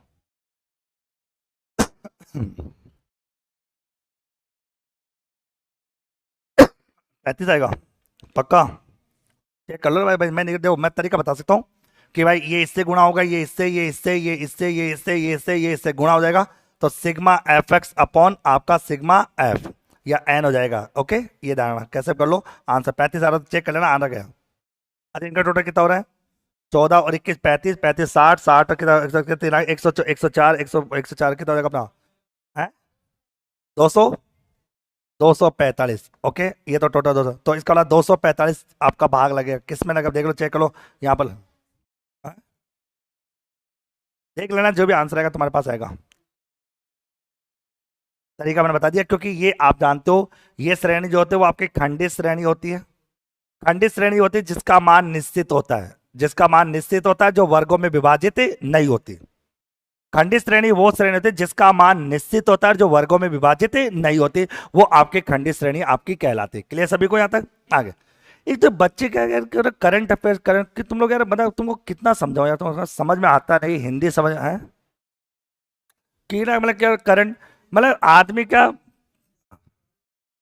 है? सभी, तो सभी कोचिंग वाले पढ़ा इसलिए कि उनको आता है करंट अफेयर्स। भाई आदमी जो आएगा वही तो पढ़ाएगा ना, उनको वो आता है जो एग्जाम में नहीं आता। बस चीज जो अब करंट, तो करंट ही पढ़ाएंगे, इसमें क्या दिक्कत है? करंट पढ़ने का टाइम है, हम भी पढ़ाएंगे, लेकिन टाइम होता है एक चीज का, लिमिट होती है। क्योंकि आप मतलब कहने का मतलब क्या होता है कि आपको स्मार्ट स्टडी करना सीखो सर। आप लोग गधे हो अच्छा, करंट का क्या पता कौन सा आएगा कौन सा नहीं आएगा, क्या पता? मतलब जबरदस्ती के करंट अफेयर पढ़ना हो, ये पढ़ना हो, वो पढ़ना हो, मतलब कोई सेंस ही नहीं है। मतलब जिस चीज पर फोकस करना चाहिए वो तो करनी है। अच्छा, आज के इतिहास में राजस्थान में करंट अफेयर पढ़ाने वाले कितने टीचर गवर्नमेंट नौकरी लगे, ये बता दो पहले, ये जानना जरूरी है। पहले तो खुद का कितना करंट लग गया, भाई खुद को करंट लगाओ तो बताओ। अगर मान लो कोई भी किसी ने वो एग्जाम पास कर लिया हो, करंट का कोई रोल रहता ही नहीं है, करंट का कोई उद्देश्य नहीं है, कोई मतलब नहीं, सेंस नहीं है। करंट अफेयर्स होता है एक ऐसा सब्जेक्ट जिसको एग्जाम से 4-5 दिन पहले देखना होता है, हाँ ठीक है ये होता है। अरे बात मैं 1000 बार समझा दी, 1000 बार क्लास समझा दी, और फिर भी अगर नहीं समझ में आया ना, तो फिर तो बात ही खत्म है सर, बात ही खत्म। और अभी नहीं तो रिजल्ट के दिन समझ आ जाएगी। चलो कोई हाँ नहीं, अभी नहीं तो आपका एग्जाम होगा उस दिन अच्छे से समझ आ जाएगी, कोई बात नहीं। मतलब एक बात से, मतलब एक चीज है कि इस यूट्यूब पर क्या है कि व्यूज लाना सबसे आसान काम है। बच्चों को वो पढ़ाओ जिनका कोई लेना देना नहीं है, जिनका कोई मतलब नहीं है, कोई सेंस नहीं है, कोई मतलब नहीं है। और ऐसा थंबनेल बना दो कि सारे क्वेश्चन यहीं से आ गए। मतलब मतलब गजब ही गजब, मतलब गजब, मतलब गजब गजब सही है, सही तरीका है बच्चों। मैं एक चीज कहना चाह रहा हूँ कि सर एक बात हो कि कोई भी शिक्षक इस तरह का कार्य करता है, आपकी नजर में क्या वो नैतिक है क्या? मतलब वो नैतिक है, मतलब चलो कोई बात नहीं, दिल पे हाथ रख के बताओ, उस टीचर को बोलो कि तू अपने दिल पर हाथ रख के बता कि तू जो बच्चों को लिख रहा है कि एक ही क्लास में सुपड़ा साहब, एक ही क्लास में सब कुछ आ जाएगा, एक ही क्लास में ये सब कुछ कर दूंगा, उसके पूछ के जो लिख रहा है तेरी आत्मा क्या कह रही है, तेरी आत्मा से पूछ वो आत्मा बोल क्या रही है, कि तू जो लिख रहा है वो सही है क्या, ये जानना सबसे ज्यादा जरूरी होता है। अरे सर, पैसे कमाने के तो और भी बहुत सारे तरीके हैं, पैसे कमाने के तो और भी बहुत, भीख मांग लो ना, सबसे आसान तरीका है। भाई सभी टीचर्स नहीं, आप बताओ अगर सब बच्चे कहते सर आप सबकी बेइज्जती करते हो, तो सर इस शिक्षक को इसलिए करता हूं सर। और अभी मैं बोलता नहीं, 40 मिनट लगातार पढ़ा रहा हूं, वो कोई बच्चा बोला इसलिए मैं बोल दिया, क्योंकि अपन जानते सर आज के जमाने में क्या है, यूट्यूब पता क्या होता है। यूट्यूब को एक बार एक बच्चे ने वीडियो बनाया था, यूट्यूब क्या होता है कि एक कुत्ता खड़ा रहता है और दीवार को भौं भौं करता रहता है, ना दीवार को समझ आता है ना कुत्ते को समझ आ रहा है। समझ में क्या कहना चाह रहा हूं, बस ये यूट्यूब है। बस आओ चेक कर बोले जाओ बोलो, पता नहीं किसको क्या पढ़ाना है क्या नहीं पढ़ाना है, काम आएगा नहीं आएगा, एग्जाम में आएगा। और अगर कोई भी साला इसकी वीडियो को देखता है ना तो हमारे पास आके बात करना, मैं उस समय बोलो कि तूने कभी खुद ने एग्जाम पास किया क्या, करंट क्या है पता भी क्या करंट क्या। कई लोग भारत का मतलब करंट में भारत का सिलेबस है ही नहीं, साइंस ही नहीं, कोई मतलब है, मतलब ही नहीं है। तो एटलीस्ट आप ये तो देखो, अगर अच्छा आज की तारीख में संगणक के सारे बच्चे किसके पास, मेरे पास। मैं हर 7 दिन में 1-1 लाख व्यूज ला सकता हूं, तुमको अफवाह फैलाता रहूंगा। बच्चों यही क्वेश्चन एग्जाम में आएगा, देख लेना एक बार, तुम देखो सर ने कहा आएगा, देखो यार देख लो। मैं कह दूंगा कि 5 तारीख को एग्जाम हो, 3 तारीख को एग्जाम होगा या नहीं होगा, जानते रहना, लास्ट को पता नहीं क्या होगा। तो यार गजब मतलब गजब बात है कहने को लगे। और पे कहते हैं सर आप बच्चे सर आप गुस्सा करते हो, गुस्सा सर जायज होता है, इसलिए होता है क्योंकि राजस्थान के बच्चे तो गरीब मतलब है ही सर। आप अगर मैं गलत, आपने 18 दिसंबर के दिन लगभग सभी कोचिंग वालों ने पता क्या बनाया था, 30 वर्षीय परीक्षा कार्यक्रम, 30 दिनों का, 30 दिन हो गए, मिल गए लड्डू, आ गई वैकेंसी, मिल गई प्रसादी। जबरदस्ती का कोई बात है, कोई लेना कोई देना। कहते हैं अगर हम किसी को समझाने की कोशिश करते हैं ना तो बच्चा समझता ही नहीं, बता क्या क्या किस किस धुन में जिंदगी जी रहा है, कौन सी जिंदगी चल रहा है। अनुभव होना जरूरी सर, अनुभव, और अनुभव होता है खुद के एग्जाम पास करने से सर। मैं मेरे बता देता, मैं स्टेटिक पढ़ाता हूँ, 2012 में स्टेटिक्स की मैंने राजस्थान यूनिवर्सिटी की किताब लिख दी थी, 2012 में, ध्यान। ये है अनुभव, 2012 में मैंने स्टेटिक्स की राजस्थान यूनिवर्सिटी की किताब लिख दी थी मैंने। गजब है, मतलब क्या होता है मतलब क्या। और अच्छा आजकल एक चीज, एक बिजनेस और बन गया, हर कोई राइटर बन रहा है, हर कोई लेखक बन रहा है। मेरे यहाँ से एक कोचिंग में एक टीचर चला गया था छोड़ के, और वो अकाउंट्स की किताब लिख रहा है, जबकि खुद का बैकग्राउंड आर्ट्स है। उससे बोले डेबिट और क्रेडिट क्या होता है बता, चला एक थप्पड़ मार खींच के कि डेबिट क्रेडिट होता क्या है, जानता भी कि किसे कहते। अरे साला मेरे को मिल जाए ना पता, मैं तो चाहता हूँ साला ऐसा खेल होना चाहिए, यहाँ पकड़ के ना कान पकड़ के बोल डेबिट किसे कहते हैं, बोल नहीं मतलब दे दबा एक थप्पड़, बोल। मतलब क्या टीचर बन रहे साले, मतलब राजस्थान, राजस्थान किस दिशा, एजुकेशन किस दिशा में जा रहा है भगवान मालिक है। रे है संगामी चाहिए मतलब मतलब दिशा आ गए। अब देखो, अब चलो कोई दिक्कत नहीं, बट सर समझो सर, आप समझिए सर, आपके भविष्य का निर्माण हो रहा है, आप अपने करियर को दांव पर मत लगाओ सर, चीजों से थोड़ा दूर रहो, भटको मत, जो चीज काम की हो वो आप पूछिए। सबसे पहले आप जिस टीचर से पढ़ते हो ना उस टीचर का एजुकेशन बैकग्राउंड तो पता होना चाहिए कि वो है किस बैकग्राउंड का, वो उस सब्जेक्ट का है भी है या नहीं है, उस सब्जेक्ट को उसने पढ़ा भी है या नहीं पढ़ा, या उस सब्जेक्ट के बारे में वो जानता भी या नहीं जानता है। ये चीज होना सबसे ज्यादा मस्ट है, सबसे ज्यादा जरूरी है सर। या ये भी पता करो कि उस टीचर ने किसी न किसी प्रकार के एग्जाम को पास किया है या नहीं किया, या कभी कोई एग्जाम पास किया है या नहीं किया, ये चीज तो पता होना चाहिए कम से कम सर। बाकी होता क्या है, अच्छा ये तो आप जानते हो जमाने में फॉर्म भरे 1,95,000, पास कितने होंगे 583। तो बाकी आप जानते हैं 1,94,000 समथिंग कौन कौन होते हैं, वो वही होते हैं, वो यूट्यूब पे भटकने वाले होते हैं, कभी इधर कभी उधर कभी उधर भटकते रहते हैं। पास तो 583 होंगे ना सर। तो आप थोड़ा सीख के सर, आपको बताते समझने की कोशिश क्या करो, जागरूक करना जरूरी होता है। अच्छा एक और बताऊंगा, कितना है समझा लो, फर्क तो कुछ नहीं पड़ेगा, ढीठ ढीठ रहते हैं। नहीं, जैसे कि मैंने अभी देखा था सर, मैं 2 मिनट और तुम्हारा खाता हूँ।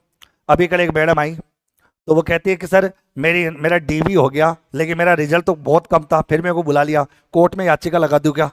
पास नहीं है, कट ऑफ गई है 294, नंबर है 229 और याचिका लगाने जा रही है। सुनो मजेदार बात है, मतलब मैडम मत लगाओ कोई से, बोले सर मेरे को डीवी के लिए क्यों बुलाया, गलत ही है। अरे मैडम कोई बहाने बुला लिया तो अच्छी बात है, बुला लिया अच्छी बात है, अगर वो मैडम गलती से अगर वकील के पास चल जाए ना, पक्की बात है 5-10 साल तो हट लेगा, पक्की बात है। और आपको अच्छे दिन आएंगे, अच्छे दिन आज तक कभी आए नहीं। ये है इस राजस्थान के अंदर याद। और हमने देखा है ना, हमने तो जाना है ना सर, हो क्या रहा है बच्चों के साथ, हो क्या रहा है। कभी आप सोच ना सर, कभी तुम्हारे दिमाग की घंटी नहीं बजती क्या, या दिमाग में बेल। इस राजस्थान के अंदर बेरोजगार महासंघ का जो अध्यक्ष बना करता था, जो एमएलए का चुनाव लड़ रहा है, उसके बाद पैसा कहां से आएगा, जबकि देखो अध्यक्ष का बेरोजगार संघ का, मतलब बेरोजगार, और बेरोजगार आदमी एमएलए का चुनाव लड़ रहा है, गजब यार। थोड़ा समझ से बाहर है, मतलब समझ से बाहर है। तो आपने कभी दिमाग की घंटी नहीं बची कि पैसा कहां से आया होगा। क्लास चलो ना। अब आप तुमने मैं खत्म कर देता, फिर आप ले लेना। आप लेना, आपका आप लगा लो अपने। हाँ लगा लो। मैं बस क्वेश्चन कर रहा हूँ 5। चलो आगे देखो, हाँ बोलो। 3 पॉइंट मैंने भाई आपने बताया था, ले लो भाई। हाँ मैंने कैलकुलेशन नहीं की थी। नहीं कई लोग हैं। अब 1200 करा दो, 1200 कराना ना। तो आप ले लेना, तो कोई आप ले लेना। आप लोग तो ले लो, मैं ले लूंगा, कोई दिक्कत नहीं। लगा दो। आगे, चलो आगे देखो। अगला क्वेश्चन है कि निम्न में से कौन सा सही है, सही की बात कर रहे हैं, सही कौन सा है। हाँ?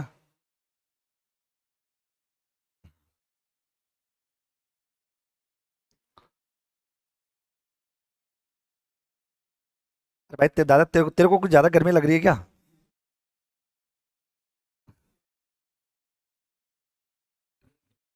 पूरी कोचिंग का मदद तू ले लिया भाई, मतलब पूरे रेलवे का और पूरी कोचिंग का। दोनों मजे तूने लिए। हाँ? ये तो हाँ?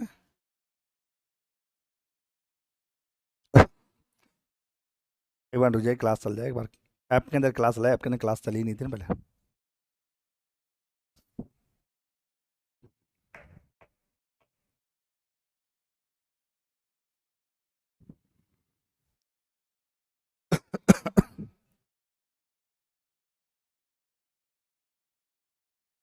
फाइल भेजना, फाइल लगे 1200 के बाद।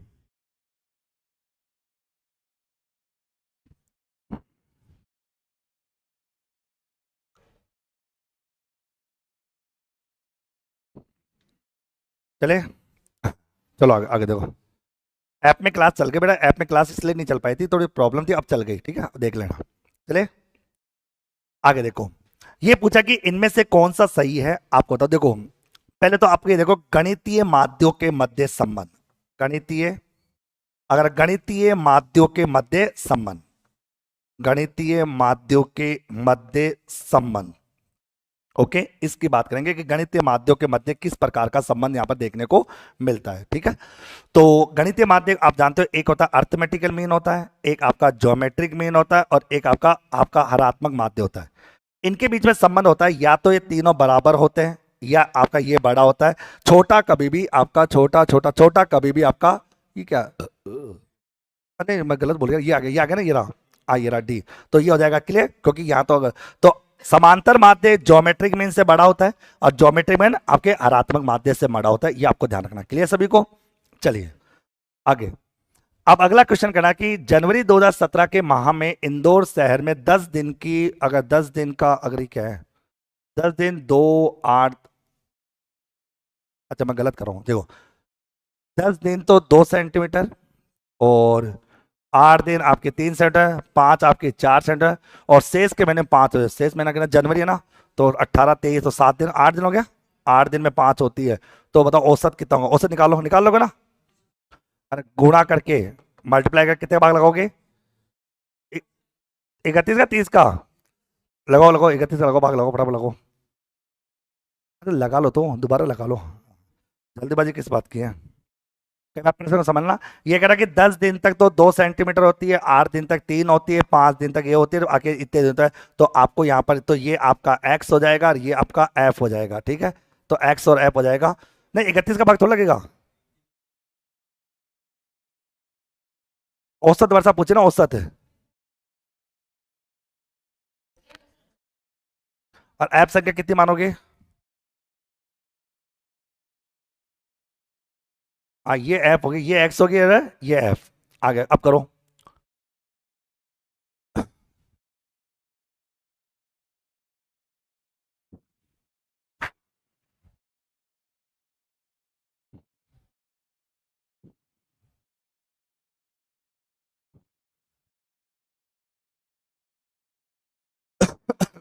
जल्दी करो फटाफट।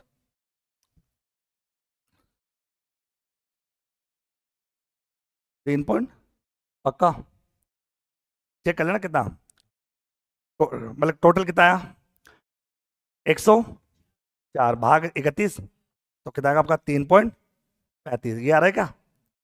चेक कर लेना यही आ रहा है क्या, क्योंकि दिनों की संख्या 31 है तो भाग लेंगे अपन, ठीक है।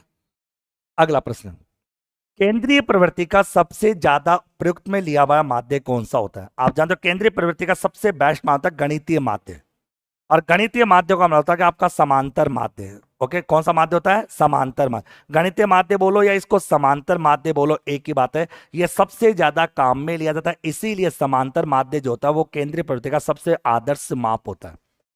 समांतर माध्य को आदर्श माप कहने के पीछे वैसे तो बहुत सारे कारण होते हैं। कारण नंबर एक तो इस श्रेणी के सभी मूल्यों पर आधारित होता है। ओके, एक तो इस श्रेणी के सभी मूल्यों पर आधारित होता है, दूसरा होता है इसकी शुद्धता का परीक्षण हो सकता है, और इसका बीजीय विवेचन संभव होता है, और ये आपके चरम मूल्यों से सबसे ज्यादा प्रभावित होता है। इसीलिए अपन जानते हैं कि गणितीय माध्य समांतर माध्य केंद्रीय प्रवृत्ति का सबसे ज्यादा प्रयुक्त किया जाने वाला माप है, यानी सबसे ज्यादा प्रयोग में आता है। देखो कहाँ काम आता है, आप जानते हो ये इसकी गणना माध्य विचलन के लिए भी करते हैं, इसकी गणना प्रमाव विचलन के लिए भी करते हैं, इसकी गणना सह संबंध के लिए भी करते हैं, और इसकी गणना आप प्रतिगमन के लिए भी की जाती है। तो एक्चुअल में समांतर माध्य हर जगह काम आने वाला माध्य होता है, जो सबसे ज्यादा प्रयोग में लिया जाता है। ठीक है, आप चाहे चेक कर लेना। अपकिरण के मापों की बात करते हैं तो माध्य विचलन, प्रमाव विचलन, विचलन गुणांक सबके लिए काम आता है, सह संबंध के लिए भी काम आता है, प्रतीपगमन के लिए भी काम आता है कि दोनों प्रतीपगमन रेखा जिस बिंदु पर काटती है वो आप दोनों चरों का कौन सा होता है? माध्य होता है। तो ये सबसे ज्यादा काम में लिया गया माध्य माना जाता है। एक समंग समूह में एक से ज्यादा बार आने वाले समंग क्या कहलाते हैं? एक से ज्यादा बार, तो वो होता है बहुलक। बहुलक श्रेणी का वो मान होता है जिसकी आवर्ती, जिसकी बारंबारता सबसे ज्यादा होती है। बहुलक श्रेणी का वो मान होता है सर्वाधिक आवर्ती वाला, सर्वाधिक आवर्ती वाला, सबसे ज्यादा आवर्ती वाला, सर्वाधिक आवर्ती वाला जो माप होता है वो आपका बहुलक कहलाता है। बहुलक को हम जेड से डिनोट करते हैं। बहुलक माध्यिका का 3 गुणा और समांतर माध्य के 2 गुणे के अंतर के बराबर होता है। बहुलक आपका लैटिन भाषा के ला मोडेज शब्द से बना है, जिसका शाब्दिक अर्थ फैशन ऑब्लिक रीति रिवाज। ओके, बहुलक आप जानते हो केंद्रीय प्रवृत्ति का कौन सा माप होता है? अनिश्चित माप होता है। और एक बात है ना, बहुलक की गणना निरीक्षण विधि के द्वारा की जाती है। कभी कभार निरीक्षण विधि, अवलोकन विधि से बहुलक की गणना करते हैं, जिसको समूहन विधि बोलते हैं। क्या बोलते हैं? समूहन विधि। बहुलक की गणना करने के लिए समूहन विधि काम में ली जाती है, और एक श्रेणी में एक से ज्यादा बहुलक नहीं हो सकते, और बहुलक श्रेणी के सभी मूल्यों पर आधारित नहीं होता। और एक और धारणा, सतत श्रेणी में बहुलक के मान को दर्शाने के लिए जो डायग्राम मतलब होता है हिस्टोग्राम, कौन सा होता है? हिस्टो, यानी हिस्टोग्राम वक्र का निर्माण किया जाता है, जो सतत श्रेणी में बहुलक के मान को प्रदर्शित करने का कार्य ये करता है। ये सारी कहानियां याद रखना। अगला प्रश्न है कि आपको था कि कुछ संख्या दे रखी मध्य का दान तो केंद्रीय प्रवृत्ति का स्थिति माध्य होता है। मध्य का श्रेणी का बीच का मान होता है। मध्य का से आधे मान छोटे, आधे मान बड़े होते हैं। मध्य का की गणना करते समय सभी चीजों को शामिल नहीं करते, और सतत श्रेणी में मध्य का के मान को दर्शाने के लिए तोरण वक्र, ओजाए वक्र, संचयी आवर्ती वक्र का निर्माण किया जाता है। मध्यिका की बात करते हैं, यहां पर संख्या 1 2 3 4 5 6 7 है। 7 संख्याओं की माध्यिका चौथा पद होता है। 7 संख्याओं की माध्यिका अगर बात करें चौथा पद होता है, ध्यान रखना। और चौथा पद तो मध्यिका की गणना करते समय इनको आरोही या अवरोही, तो पहली संख्या कितनी है? 160, दूसरी संख्या कितनी है? 180, तीसरी संख्या कितनी है? 200, और क्या कहते हैं? 280, तो चौथी संख्या 280, तो आप जानते हो मध्य का कितना आएगा? 280। 7 संख्याओं की माध्यिका जो होती है वो चौथा पद होता है। एक बात ध्यान रखना, मध्यिका की गणना करते समय संख्याओं को व्यवस्थित करना जरूरी होता है, यानी उन्हें असेंडिंग या डिसेंडिंग ऑर्डर में रखना होगा। या तो आरोही क्रम में रखो या उनको अवरोही क्रम में रखो, ये क्रम उनका रखना सबसे ज्यादा जरूरी होगा। ओके, तो कितने प्रश्न हो गए आपके? 200। अब चलो 1200 प्रश्न आपके हो गए, ठीक है। अभी तो आधे हुए, मजेदार बात तो ये है, आते भी नहीं हुए, मेरी नानी याद आएगी। तुम्हारी क्यों याद है भाई? तुमको क्या जोर आ रहा है ये बताओ? पढ़ाना मेरे को पढ़ रहा है, बट कोई बहाने सर, रिवीजन हो जाएगा, अच्छी बात है। अच्छा तुम भी पढ़ रहे हो तो एहसान थोड़ी कर रहे हो, मत पे अब तू बोल के सर आप थोड़ी एहसान कर रहे हो। कोई बात नहीं, पढ़ रहे हो अच्छी बात है, लेकिन सर जरूरी है सर, इसलिए इस बुक का मतलब है कि एक साथ इतने सारे प्रश्न मिलना, प्रैक्टिस करना। नहीं अब करते क्या, कोर्स करने के बाद करते क्या, पर मतलब ही नहीं, सेंस नहीं, तो जरूरी होता है प्रैक्टिस करना, आप लोगों के लिए सबसे ज़्यादा जरूरी माना जाता है। ठीक है, आगे अब चलते हैं आगे। अगला प्रश्न आपके सामने है, ये कहना चाह रहा है माध्य विचलन के लिए समंककों के वर्ग का योग होता है। माध्य विचलन के लिए, कौन से विचलन के लिए, माध्य विचलन।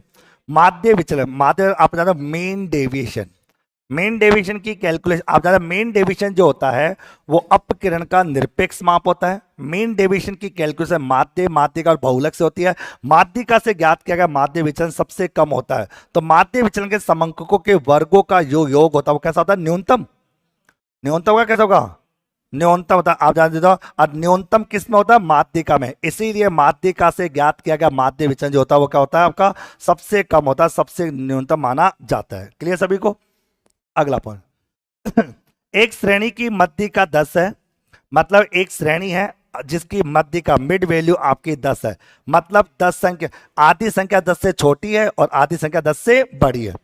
अगर इसमें 5, एक संख्या 5 और एक संख्या 20 रख दे तो एक छोटी संख्या और एक बड़ी संख्या, बताओ माध्यिका के मान पर कोई प्रभाव पड़ेगा क्या, नहीं पड़ेगा। माध्यिका का मान पहले भी 10 था और अभी भी कितना रहेगा, 10 रहेगा। माध्यिका के मान पर किसी भी प्रकार का कोई इफेक्ट यहां पर नहीं पड़ेगा। अगला प्रश्न, यदि किसी श्रेणी के n मूल्य दिए गए तो उनका ज्यामितिक माध्य, ज्यामितिक माध्य को बोलते हैं गुणोत्तर माध्य। कौन सा माध्य बोलते हैं, गुणोत्तर माध्य। अब सुनो ध्यान से, गुणोत्तर माध्य आप जानते हो कि एक गणितीय माध्य होता है। गुणोत्तर माध्य का उपयोग औसत दर, औसत प्रतिशत, औसत अनुपात ज्ञात करने के लिए किया जाता है। जनसंख्या वृद्धि दर का पता लगाने के लिए गुणोत्तर माध्य लिया जाता है। गुणोत्तर माध्य किसी श्रेणी के विभिन्न प्रकार के पद मूल्यों के गुणनफलों का रूट होता है। ओके, गुणनफल क्या होता है, रूट होता है। यानी कि कहने होता है कि ज्योमेट्रिक मीन की जब हम कैलकुलेशन करते हैं तो ज्योमेट्रिक मीन की कैलकुलेशन करते हुए जितनी भी संख्या हमारे पास होती है, जैसे कि ज्योमेट्रिक मीन निकालना, तो अपन निकालते हैं x1 multiply x2 multiply x3 dot dot xn, याद आएगा n संख्याओं की। तो अब बताओ इसको मैं ऐसे तो लिख सकता हूं x1 गुणा x2 गुणा x3 डॉट xn और इसका 1/n, ऐसा तो लिख सकता हूं, लिख सकता। तो ये आपके गुणोत्तर माध्य ज्ञात करने का सूत्र होता है। तो अपन जानते हैं ये क्या होता है, n मूल्यों के गुणों का nवा रूट होता है। n मूल्यों के गुणों का कौन सा रूट होता है, nवा रूट होता है। तो ये आपका गुणोत्तर माध्य होता है। प्रश्न बनता है कि अगर श्रेणी में कोई पद 0 हो तो गुणोत्तर माध्य की कैलकुलेशन करना काल्पनिक है, वास्तविक है, काल्पनिक है, वहां पर कैलकुलेशन नहीं हो सकती। अगर कोई मान 0 है तो वहां गुणोत्तर माध्य का कोई मान नहीं आता, और यदि मान कोई नेगेटिव है तो भी गुणोत्तर माध्य की गणना नहीं हो सकती। तो आप जानते हो गुणोत्तर माध्य की गणना करते समय सभी चर मूल्यों का धनात्मक होना जरूरी है। ओके, और गुणोत्तर माध्य n मूल्यों के गुणा का, n मूल्यों के गुणा का nवा मूल है। nवा क्या है, मूल है, यानी उसका रूट माना जाता है। ये गुणोत्तर माध्य होता है। गुण नहीं होगा, तुम भी नहीं मानते, नेगेटिव तो नेगेटिव होता है, वो नहीं हल करते।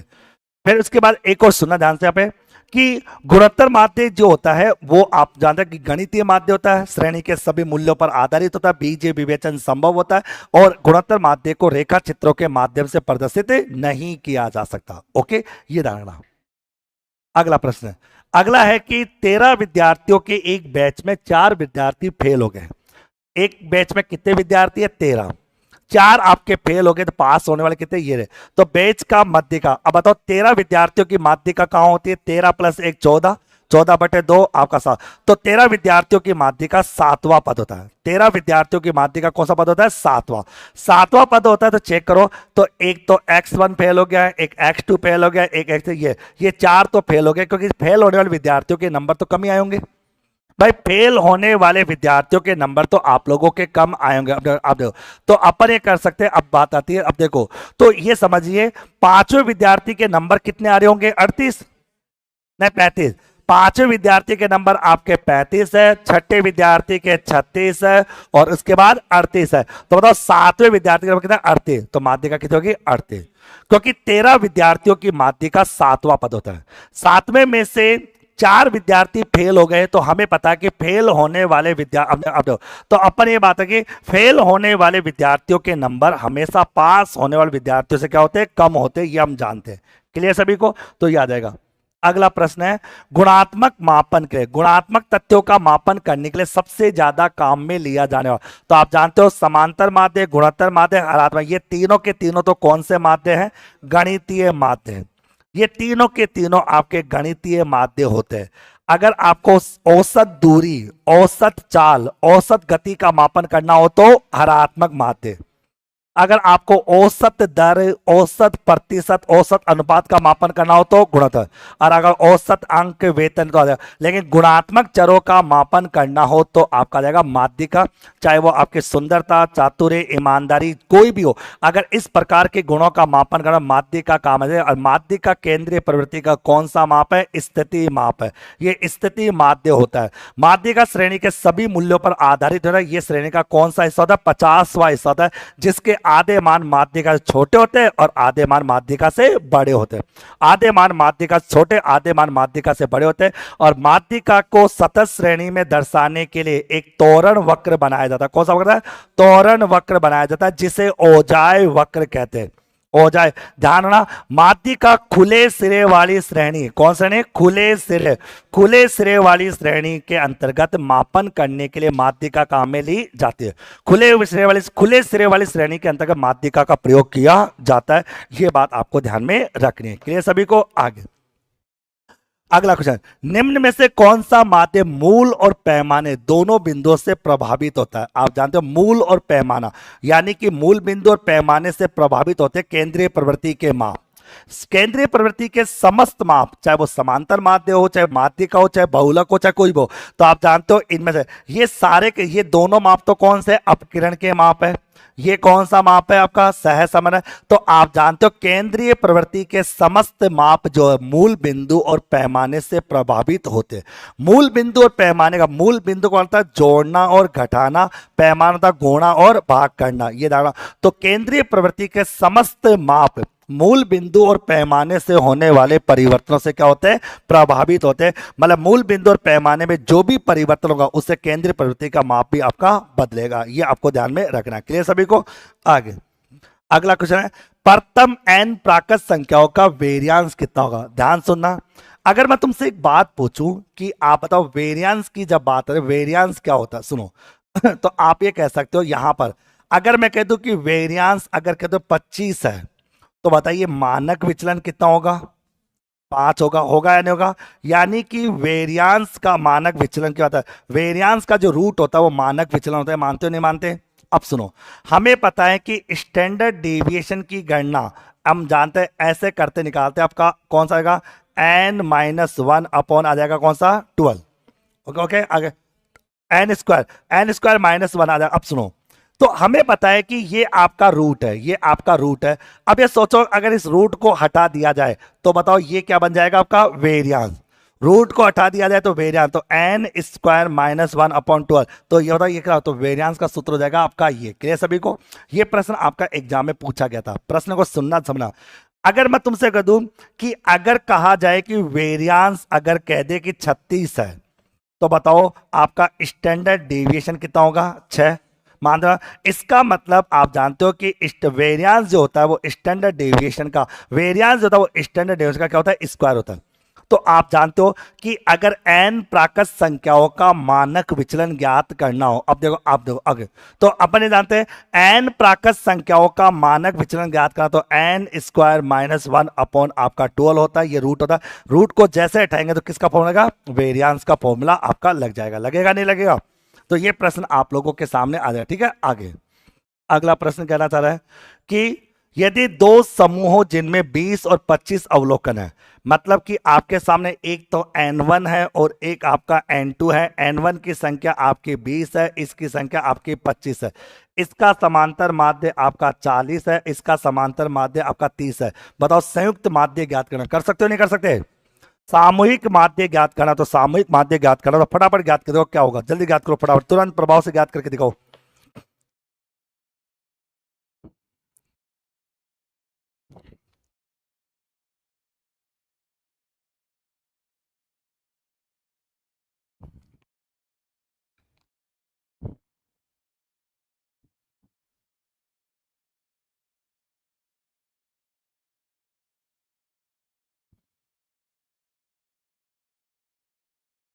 कौन आ जाएगा? 24 पॉइंट, पक्का?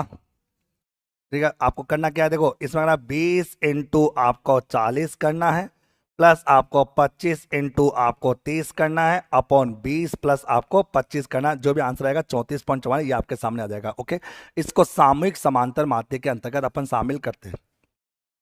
अगला ये कहना कि पृष्ठगामी सिरोबंदी सूचकांक। अब सुनो, सिरोबंधन, पहले तो इसको समझ, टॉपिक पूरा ही क्लियर कर लेते हैं। ये सिरोबंधन है। कौन सा बंधन है? सिरोबंधन। अब सुनो, सिरोबंधन का मतलब होता है कि पहले से किसी आधार वर्ष से चले आ रहे सूचकांक को बदलकर किसी नए आधार वर्ष के आधार पर सूचकांकों की गणना कर ली जाती है, उसे अपन सिरोबंधन कहते हैं।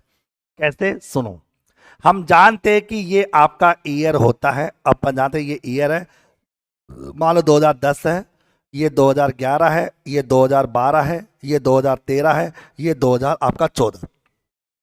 यहां पर आपका ओल्ड इंडेक्स है और यहां पर आपका न्यू इंडेक्स है। ओके, आपको बता दो। अब सुनो, तो मान लो ये 100 है, ये आपका 150 है, ये 175 है, उसके बाद 200। अगर ये आपका 100 है, ये आपका 150, ये आपका 200, मान लो 200 है, और ये मान लो आपका 250 है, ये आ गया। अब इसको, ये कॉन्सेप्ट कहलाता है सिरोबंधन। मतलब पहले 2010 से इंडेक्स की कैलकुलेशन करते जा रहे थे, और उसके बाद 2010 को 2012 में बदलकर नए सूचकांकों की गणना कर दी जाती है। तो इस कॉन्सेप्ट को सिरोबंधन अपन कहते हैं। पहली बात तो सिरोबंधन दो होता है, एक होता फॉरवर्ड और एक होता बैकवर्ड। यानी कि एक होता आपका कौन सा? पृष्ठगामी, और एक होता आपका कौन सा? अग्र। अब देखो, तो अग्रगामी अगर बात है तो एक होता आपका पहले मैं फॉरवर्ड की बात करूं, फॉरवर्ड की बात करें, फॉरवर्ड आगे होता है पीछे होता है? ओके, और एक होता आपका बैकवर्ड। कौन सा होता है? बैकवर्ड। अब सुनो, अब फॉरवर्ड की गणना करते हैं आगे, यानी यहां से शुरू करते हैं अपन, यहां से कैलकुलेशन करना शुरू करते हैं। तो यहां से कैलकुलेशन होती है, कैसे होती है? तो तरीका होता है, अपन जानते हैं कि नए आधार वर्ष का नया सूचकांक इनटू पुराने आधार वर्ष का, पुराने मतलब नए आधार वर्ष का पुराना सूचकांक। जो सुना मैं क्या बोला? मैंने कहा मैं ऐसे लिख सकता हूं, चालू वर्ष का नया सूचकांक इनटू नए आधार वर्ष का पुराना सूचकांक। ऐसे बोल लो, रिपीट करो, चालू वर्ष का नया सूचकांक इनटू नए आधार वर्ष का पुराना सूचकांक बटे में 100। याद आएगा? चालू वर्ष का नया सूचकांक इनटू पुराने वर्ष का, अब नए आधार वर्ष का पुराना सूचकांक बटे 100। अब चालू वर्ष का नया सूचकांक इनटू पुराने आधार वर्ष का, सॉरी नए आधार वर्ष का पुराना सूचकांक बटे में 100। तो ये तो कौन सा होगा? फॉरवर्ड। अगर अपन को बैकवर्ड ज्ञात करना है तो कैसे करेंगे कि चालू मतलब अपन कह सकते हैं चालू वर्ष का पुराना सूचकांक अपॉन नए आधार वर्ष का कौन सा? पुराना सूचकांक। ओके, तो इसका मतलब 100 बटे ये इंटू 100, 150 बटे ये इंटू 100। तो ये पृष्ठगामी सिरोबंदी सूचकांक हेतु चालू वर्ष के पुराने सूचकांक को 100 से गुणा कर, चालू वर्ष के पुराने सूचकांक को, चालू वर्ष के पुराने सूचकांक को कितने से गुणा करके? 100 से गुणा करके किसका भाग देंगे? इसका भाग देंगे। किसका? नए आधार वर्ष के पुराने सूचकांक का। नए आधार वर्ष के पुराने सूचकांक की बात यहां पर की जाएगी। समझे? तो ऐसा फॉर्मूला आपको याद रखना। अब इसको थ्योरी में समझो या प्रैक्टिकल समझो, मैंने दोनों, सिरोबंधन क्या होता है, सिरोबंधन का तरीका क्या होता है, उसका फॉर्मूला क्या होता है, ये सदा। तो नए आधार वर्ष के पुराने सूचकांक का भाग दिया जाएगा और आपका बैकवर्ड सूचकांक निकलकर आपके सामने आ जाएगा। क्लियर सभी को? तो एक अग्रगामी होता है और एक पृष्ठगामी होता है। अग्रगामी वाला आगे फॉरवर्ड, पृष्ठगामी वाला पीछे बैकवर्ड। ओके, याद रख लोगे सब लोग? अरे याद रख लोगे क्या? श्योर सभी लोग? अच्छी बात है। अगला क्वेश्चन है, कभी कभी एक निश्चित आधार वर्ष पर निर्मित सूचकांक को बंद कर दिया जाता है। ओके, तथा उस सूचकांक के बंद होने वाले वर्ष को आधार मानकर नए सूचकांक मालाओं की रचना की जाती है। तो इस प्रक्रिया को क्या बोलते हैं? सिरोबंधन। देखो, कभी कभी किसी वर्ष को आधार को बंद करके नए आधार वर्ष को आधार मान के नए सूचकांक की गणना करते हैं, तो इसको कौन सा बंधन बोलते हैं? सिरोबंधन कहते हैं। और सिरोबंधन के अंतर्गत जो सूचकांक होते हैं कितने होते हैं? 2 होते हैं। एक होता आपका फॉरवर्ड और एक होता है बैकवर्ड। एक होता आपका अग्रगामी और एक होता आपका कौन सा? पृष्ठगामी होता है। तो बताओ, चीज समझ में आ रही है ना? यस या नो? अरे हाँ या ना? ओके, अच्छा। अगला प्रश्न आपके सामने है। अब बात करें अगले प्रश्न की, बात करें 1211। अब 1211 नंबर का प्रश्न ये कहना चाह रहा है, दो सूचकांक मालाओं की तुलना करने हेतु उन्हें तुलना योग्य बनाने के लिए संयोजन भी होता है और आधार परिवर्तन, दोनों से ही अपन कैलकुलेशन कर सकते हैं। संयोजन बोलते हैं सिरोबंधन, और आधार वर्ष के आधार, तो ए और बी दोनों आ सकता है तुलना करनी हो तो, ठीक है, तुलनात्मक। तो अपन ये जानते हैं कि दो सूचकांक मालाओं की, दो सूचकांक, अभी आपने कहा एक पुरानी और एक नई, दोनों की तुलना करने के लिए अगर बात करें तो इसके लिए संयोजन, सिरोबंधन और आधार परिवर्तन, दोनों की दोनों चीजें काम में ली जाती है। दोनों पॉइंट्स आपके काम में यहां पर आ जाएंगे। क्लियर? आगे 1212 1212 कहां गया? 1212 गायब हो गया?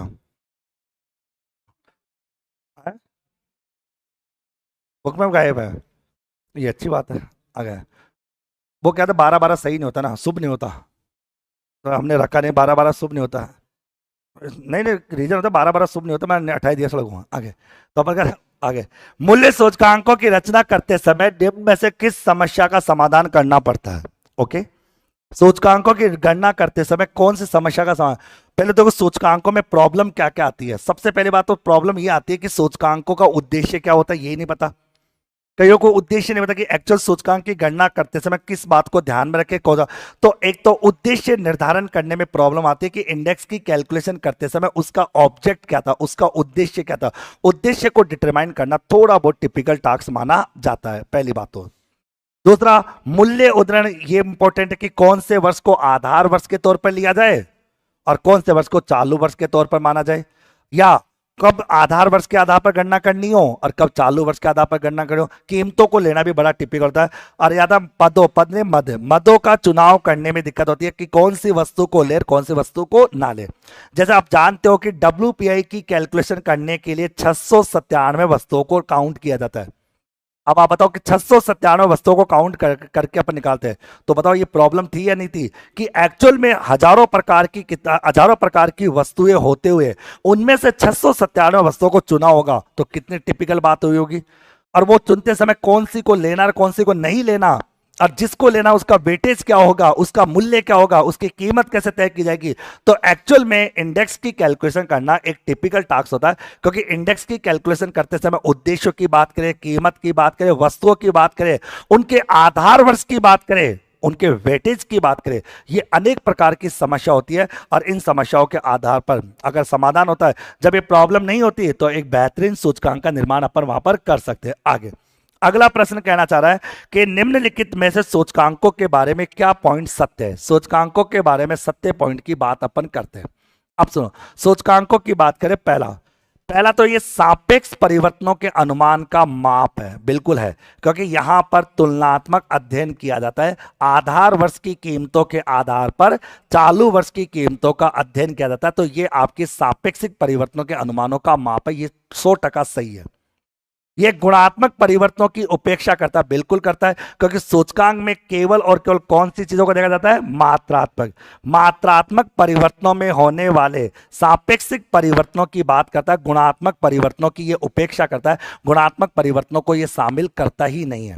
गुणों से इसको कोई लेना देना नहीं है। सूचकांकों में सैंपल के कारण अत्यधिक शुद्धता की कमी रहती है, यह भी सही है। जैसे कि हजारों वस्तुओं में से 697 वस्तुओं को चुना और फिर चुनकर उसके प्योरिटी की बात करें तो प्रॉब्लम तो आएगी भाई। अपन जानते हैं कि सैंपल्स को लेकर अत्यधिक शुद्धता की कमी रहती है, तो यह भी एक पॉइंट होता है। तो अपन जानते हैं सूचकांकों के बारे में सारी बातें सत्य है, क्योंकि ये पॉइंट भी सत्य है। मानते नहीं मानते भाई, बहुत सारी वस्तुओं में से कुछ वस्तुओं को लेकर आप उनकी कीमतों में परिवर्तनों का मेजरमेंट करते हो, तो इस बात की क्या गारंटी है कि जो परिणाम निकल के आया होगा वो सही आया होगा? इस बात की तो कोई गारंटी नहीं है। हम आज भारत में महंगाई का आकलन करते हैं WPI के आधार पर, और WPI का आकलन उद्योग एवं वाणिज्य मंत्रालय 2011-12 की कीमतों के आधार पर कैलकुलेशन करता है, तो उसमें 697 वस्तुओं को शामिल करता है। तो इस बात की क्या गारंटी है कि 697 वस्तुओं के आधार पर ज्ञात किया गया परिणाम हमेशा शुद्ध हो? इस बात की तो कोई गारंटी नहीं है। तो ये सारे के सारे पॉइंट आपके सही है। स्थिर आधार वाले सूचकांक को श्रृंखला आधार पर और श्रृंखला आधार वाले सूचकांक को स्थिर आधार पर बदलने की प्रक्रिया को क्या बोलते हैं? आधार परिवर्तन, बेस परिवर्तन कहते हैं। मतलब कि अगर आपको याद हो, जब आपको पढ़ा रहा था क्लास के अंदर, जब समझा रहा था एक तो ध्यान रखना, जितने भी विद्यार्थी लोग हैं ना, कि पूरा कोर्स कंप्लीट करने के बाद अभ्यास, अपना पूरा कोर्स कंप्लीट करने के बाद ही आप लोग क्या कर सकते हो, उसको चेक कर, अन्यथा उसको चेक आप यहाँ पर नहीं कर सकते। अब देखो, तो ये कहता है कि स्थिर आधार वाले, स्थिर आधार, ये कहता है स्थिर स्थिर स्थिर आधार वाले सूचकांक को श्रृंखला आधार पर, और श्रृंखला आधार वाले सूचकांकों को अगर स्थिर आधार पर बदलने की बात आती है तो इसे हम बोलते हैं बेस परिवर्तन, यानी आधार परिवर्तन कहते हैं, जहां पर स्थिर को आधार, स्थिर को श्रृंखला में और श्रृंखला को स्थिर में बदलने की बात यहां पर की जाती है। क्लियर सभी को? आगे अगला पॉइंट आता है सूचकांकों के श्रृंखला आधार से, कौन सा आधार से? श्रृंखला आधार से स्थिर आधार में परिवर्तन करना हो तो कौन सा सूत्र काम में लिया जाएगा? मतलब कि चेन बेस इंडेक्स को स्थिर बेस इंडेक्स में बदलना हो तो इसका कौन सा तरीका आपका होगा? बताओ कौन सा फॉर्मूला आपका जाएगा, बताओ। एक का मतलब ना जाना बुक में गलत है। बताओ भाई कौन सा होगा?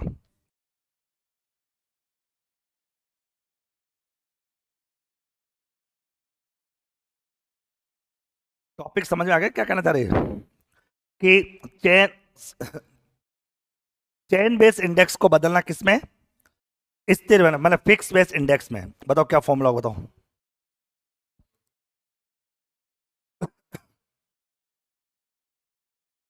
है?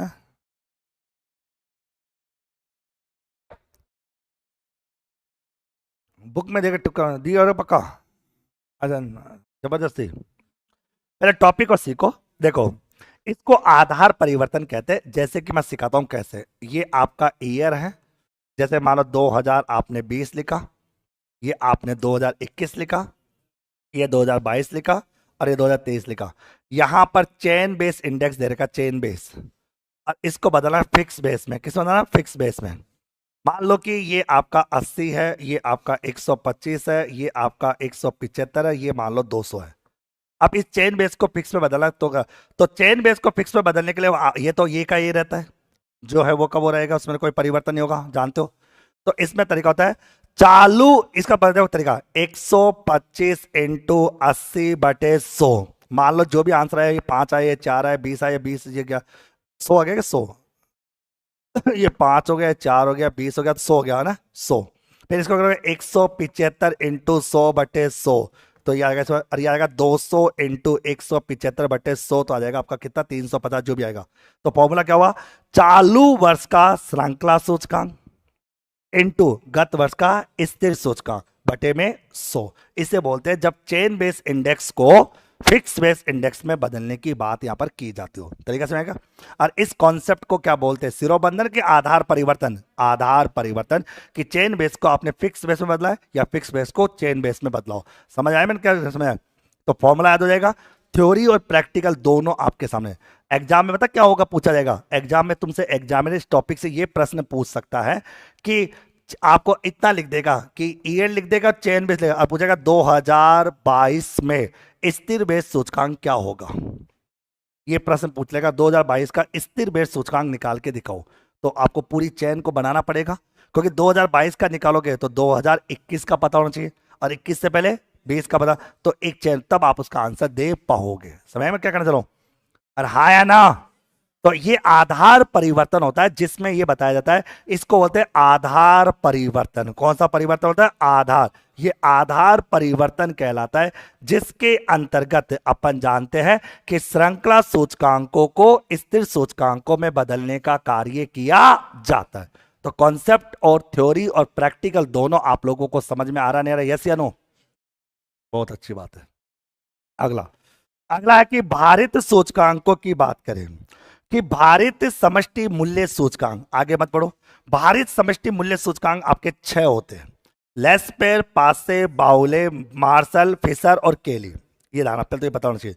तो आपको लगा कि भारित समष्टि मूल्य सूचकांकों की जब बात आती है, उसमें आपके 6 सूचकांकों को शामिल करते हैं। यदि प्रत्येक मद का भार उसकी चालू अवधि को लिया जाए, मतलब कि चालू अवधि को लेकर अगर बात करें, चालू वर्ष की अवधि को लेकर, तो वो आपका कौन सा होता है? पासे सूचकांक होता है। क्योंकि पासे सूचकांक में चालू वर्ष की मात्रा को आधार मानकर गणना की जाती है। चाल पासे सूचकांक अनुमानों से कम होता है, ये नीचे की ओर होता है, और ये अधोगामी प्रकृति का होता है, और लेस पेर सूचकांक से इसका मान क्या होता है, कम होता है। ओके, ये आपको ध्यान रखना, जिसमें चालू वर्ष की मात्रा को आधार मानकर कैलकुलेशन करने की बात यहां पर की जाएगी। क्लियर सभी को? अगला प्रश्न बढ़ते हैं। मार्शल सूचकांक की बात है, देखो सुनो, हम जानते हैं कि ये है आपका sigma P1Q0 upon sigma P0Q0। बताओ ये किसका सूत्र है? लेस्पेयर का।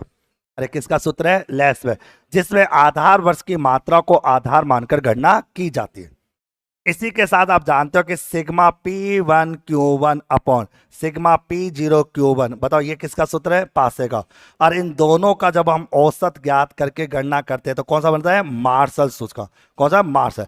तो अपन ये भी तो कह सकते हैं कि मार्शल सूचकांक लेस्पेयर सूचकांक और पासे सूचकांक का क्या होता है? औसत होता है। कुछ कुछ हो रहा है कि कहीं आ रहा है क्या? पहला दूसरा, पहला दूसरा, ये सही, ये डी आंसर नहीं क्या? नहीं नहीं, डी डी भी तो सही है ना। अच्छा वो नहीं है, दोनों के बीच में वो नहीं है। हाँ दोनों तो ये यही होगा, क्योंकि ये इससे गुणा, ये इससे गुणा, ये इससे गुणा, इससे, तो आंसर भाई वही आ जाएगा घूम फिर के। पक्का है ना? पक्का है ना? मैं ज़्यादा देख नहीं पा रहा हूँ, क्यों दिख नहीं रहा अंदर है ना? तो पी क्यों क्यों क्यों 0 0 0 ये ठीक है, अच्छा यही है आगे। ठीक है आगे। तो अपन जानते हैं एडवर्ड मार्शल सूचकांक की बात यहाँ पर आएगी, तो ये मार्शल सूचकांक का रहेगा। ठीक है, चेक कर लेना भाई, अभी देख लेना, घर की बात है तो। अरे बुक में से, बुक तो बुक को देख के नहीं होता ना, तुम देते हो। हाँ, एक्चुअल में इसने क्या, मैं तो ऐसे बता, इसने गुणा करके बता रहा, तो गुणा आपको एक बार इससे गुणा करना, एक बार इससे गुणा करना, एक बार इसको और इससे, बस पता पड़ जाएगा आपको फॉर्मूला कौन सा होगा। तो आपको घबराने की आवश्यकता नहीं किसी को भी। कर सकते हो नहीं कर सकते? तो किस सौ तो कोई कौन कौन कह रहा है कि 100 से गुणा करो?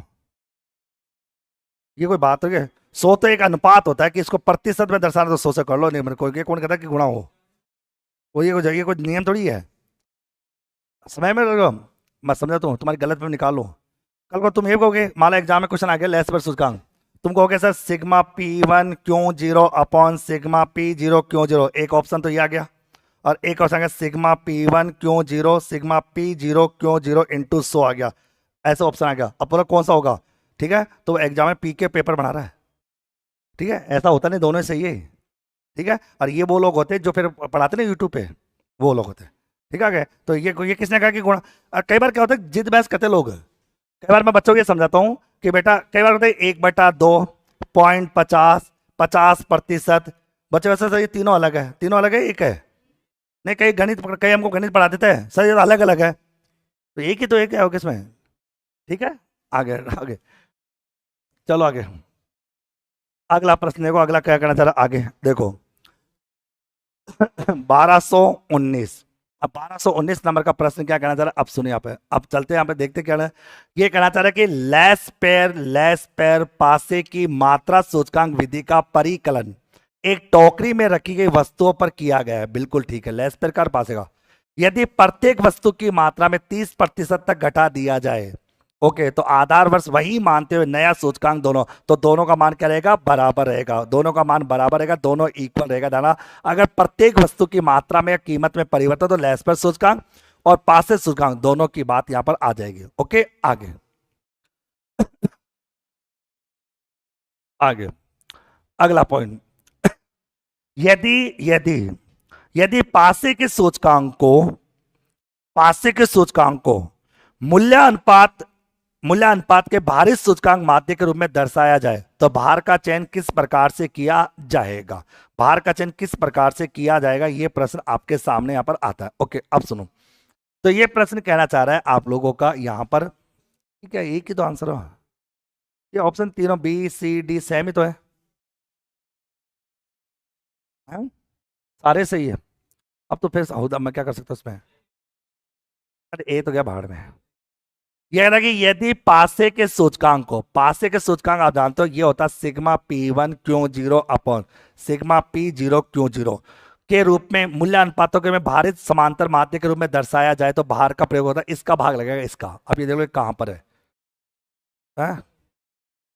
पासे का क्यों बनाएगा ना? अच्छा Q1 हाँ Q1 तो इसमें वन तो कहीं है ही नहीं। या तो इसमें कोई प्रॉब्लम हो रही है।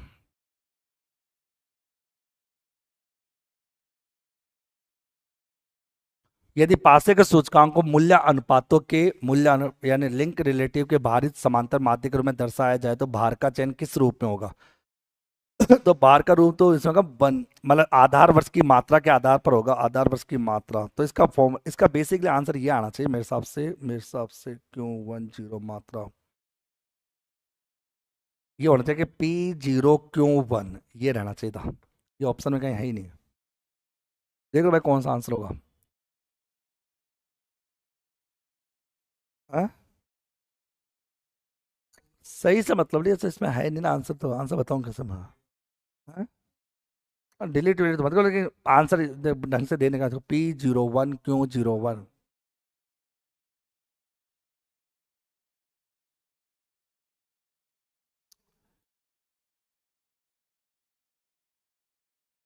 क्या हुआ?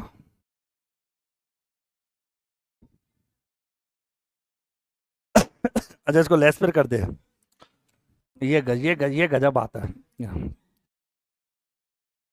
चलो कोई नहीं, इसका आंसर तो इसने डी देगा, गलत होगा। सब P0 क्वांटम मात्रा क्यों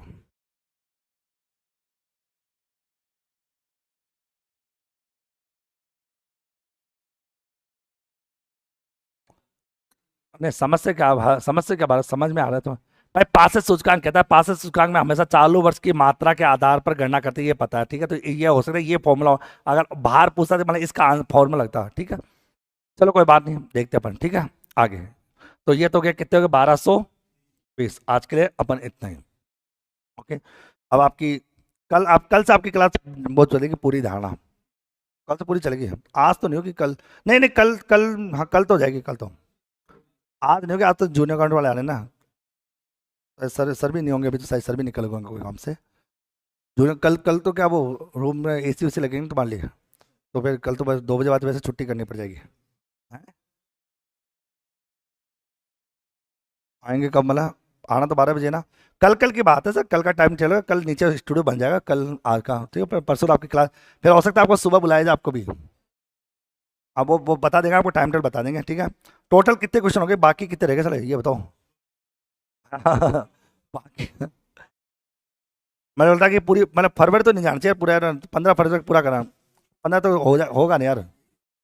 मतलब कितने हो गए बताओ? 1220 तो ये हो गए, अब स्टैटिक से 1220 हो गए, इसके अलावा? नहीं 12, अरे मैथ्स इकोनॉमिक्स में 491 हो गए, तो मेरे मतलब 1690 क्वेश्चन हो गए ठीक है। और मैथ्स में 600, और कंप्यूटर में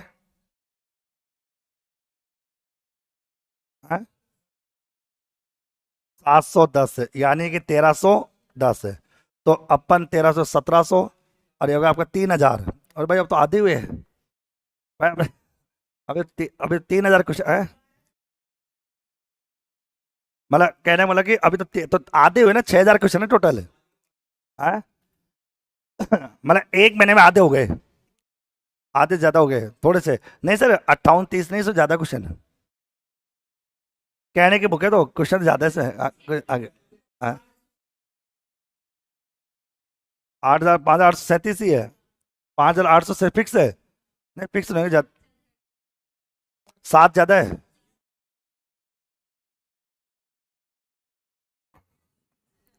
चलो कोई बात नहीं, अब देखो ऐसा कोई दिक्कत नहीं, ऐसा कोई दिक्कत नहीं। अपन को 1 महीने का टाइम और अपने 1 महीना कोशिश करेंगे कि अभी जूनियर अकाउंटेंट का काम कंप्लीट हो जाए, उस जूनियर अकाउंटेंट का काम पूरा हो जाए, एक बार जूनियर अकाउंट का काम तमाम हो जाए उनका।